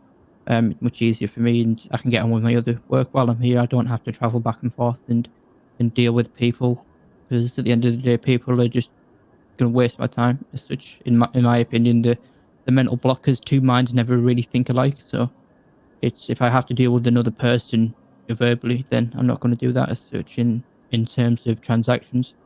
So whereas online, I can just click buy it now if the price is already right. So yeah, that's something I use. I'd rather not deal with people either, to be honest. Just don't see the thing straight. The biggest problem I face with eBay is people. If there was no people on eBay, I would have so much more fun. Just an automated process, it would be perfect, wouldn't it? Like Amazon is more automated, isn't it? But then again, I don't like Amazon, so maybe I'm wrong. Oh, Gem's off to bed. Take care, Gem. No people, no sales are overrated. Reseller kid. It's all about sourcing. You don't need sales. Forget about that. That's just a side effect of things. Top tip, people. If you want to do well in reselling, forget about sales. There you go.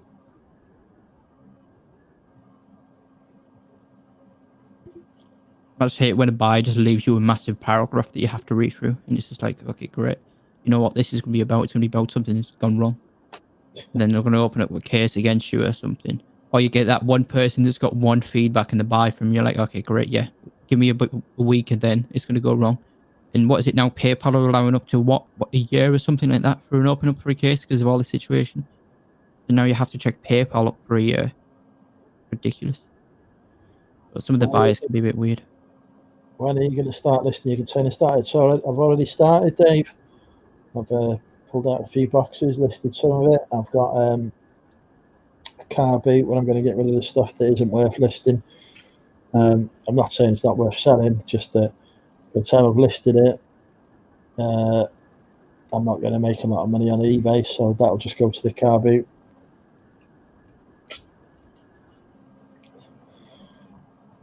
I've got no more flat Erics. I've sold my flat Eric. He's gone.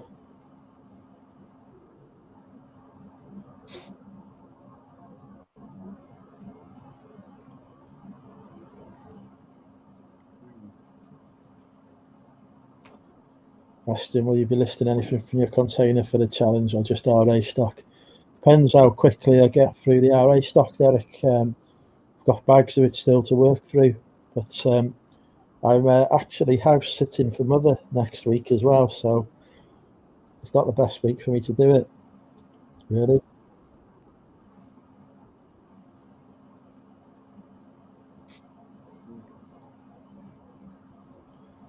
But yeah, now I'm on Depop, I might get brave and do Amazon and other things as well. Have I emptied the car yet? No comment.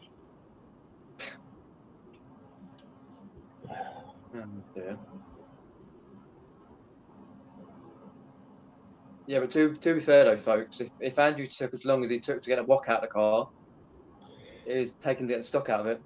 How dare you? That wok came out 6 months after. Well, that's my point rested then.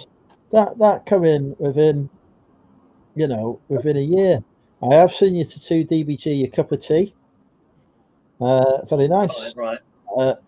What I didn't like though was that your friend showed it to 2, but nothing else. You know what bits of it I want to see? I didn't get to see that. Mm-hmm. Oh dear.